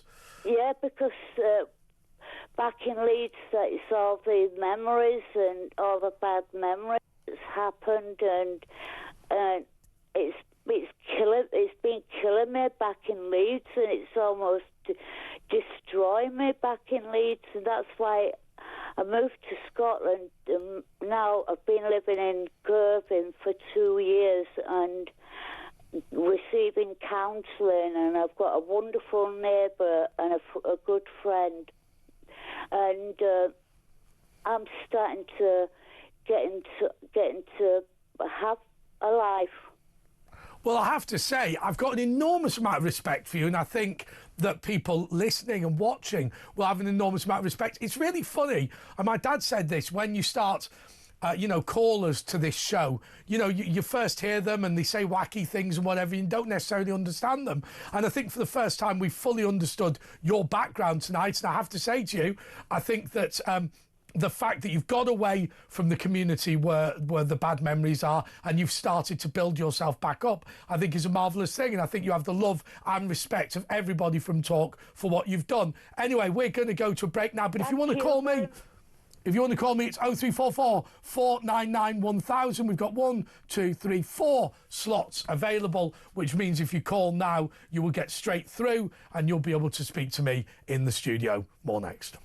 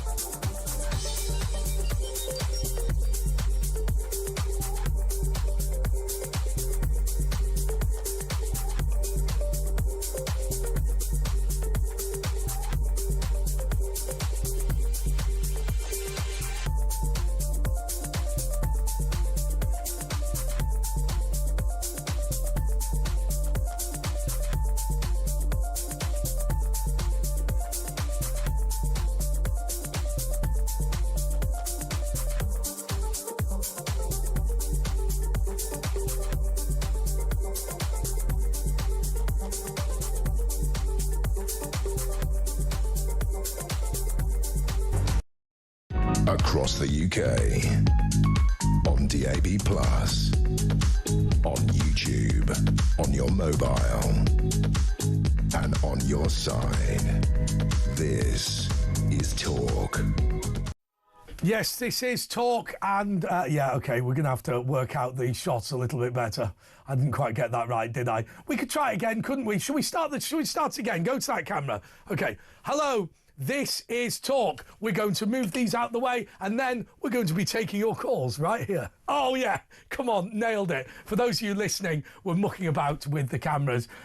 Unfortunately, we're going to have to get rid of this. We're going to have to get rid of the sellotape. We're going to have to get rid of these. By the way, the best thing about these Dettol surface wipes is that when Vanessa Feltz worked here, she thought that they were makeup removers, and she used to wipe her face with the Dettol surface wipes. And of course, we've got to move the cans of cola as well. Okay, so now this camera area is clear. We can use both cameras as much as we want. Okay, let's go to Robert in Hertfordshire. Robert, how are you? Hi, it's Hertfordshire Bob here, Andre. All right, mate. Yeah, all right. Listen, by the way, before we go any further, how impressed were you with Heather from Gavan? Because obviously she phones up on a regular basis. I didn't know all that about her being a victim of child abuse and getting away from Leeds and trying to rebuild her life. But I've got maximum respect. Oh, yeah. Incredible. Incredible. I mean, it just shows you, when you get inside people and you know their proper stories. It's like Ken. Ken fascinated. He used to get on my nerves, first of all. I used to turn him off when he came on. But you know what? The more he goes on, the more he's right. And I've got. You should give him a 15-minute spot once a week.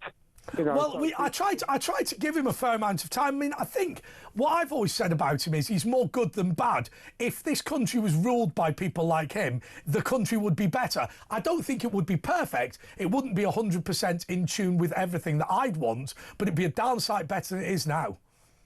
Well, I think a lot of people now, me included, are discovering Christianity. I mean,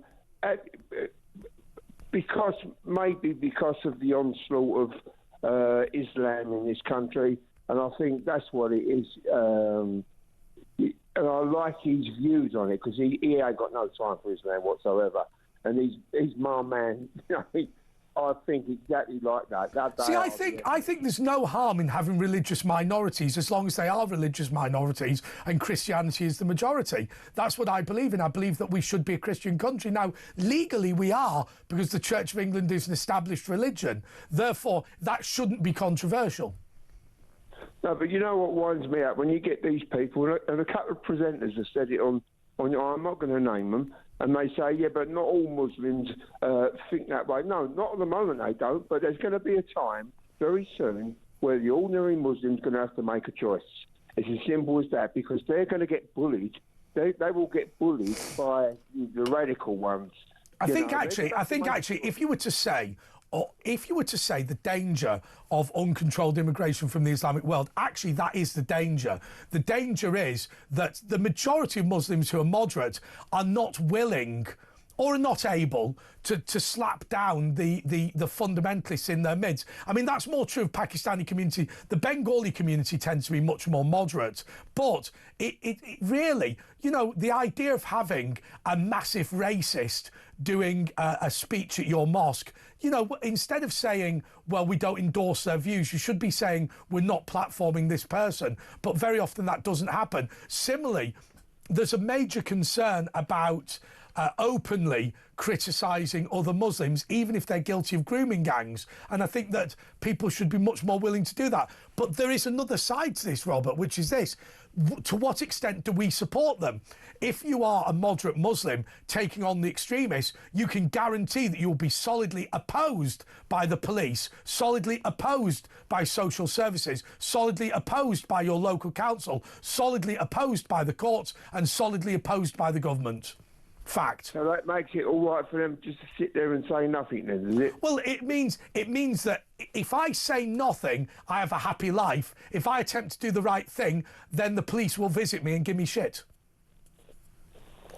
Yeah, there's no... What I phoned you up for, really, I've gone off a little bit. What I phoned you up for, what you've been talking about tonight, and murderers getting compensation, and this in the two short years, or 18 months, this government's been in control, they've contributed to the breakdown of society. It's crazy, isn't it? what's happened in the last 18 months is just incredible. You know, but I'll tell you what, I think it's all part of the master plan. Do you? I think it's Marxism. I think it's Fabian Society Marxism. And what they want to do, they want to see, like we were talking before about civil war, because then they can really step in, then the government, and start getting every. So, look, I think good people can be very wrong. So I think that they're probably fundamentally good people who are so deluded that they actually believe what they're doing is right. Now, that's the issue with democracy. The big advantage of democracy is that good people who are wrong can be told they're wrong. But Keir Starmer, I mean, giving away the Chagos Islands, you got the sense by the end of it that Keir Starmer genuinely believed that was a step forward for world peace. Yeah, but I mean, it wasn't. It was a step towards world war. But you got the impression that he actually believed what he was saying. Yeah, but I think that's mild.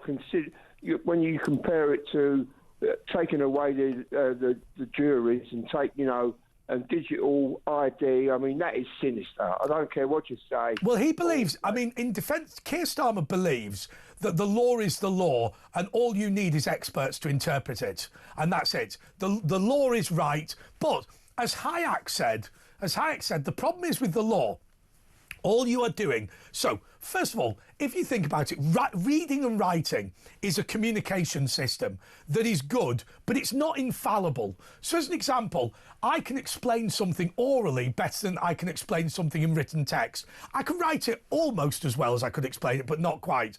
Therefore, any law that is written down on paper is not going to fully express the morality of our age, is it? I mean, Hayek gives the example, if you were to write down the laws on fair play, it would be almost impossible to write, but everybody understands it.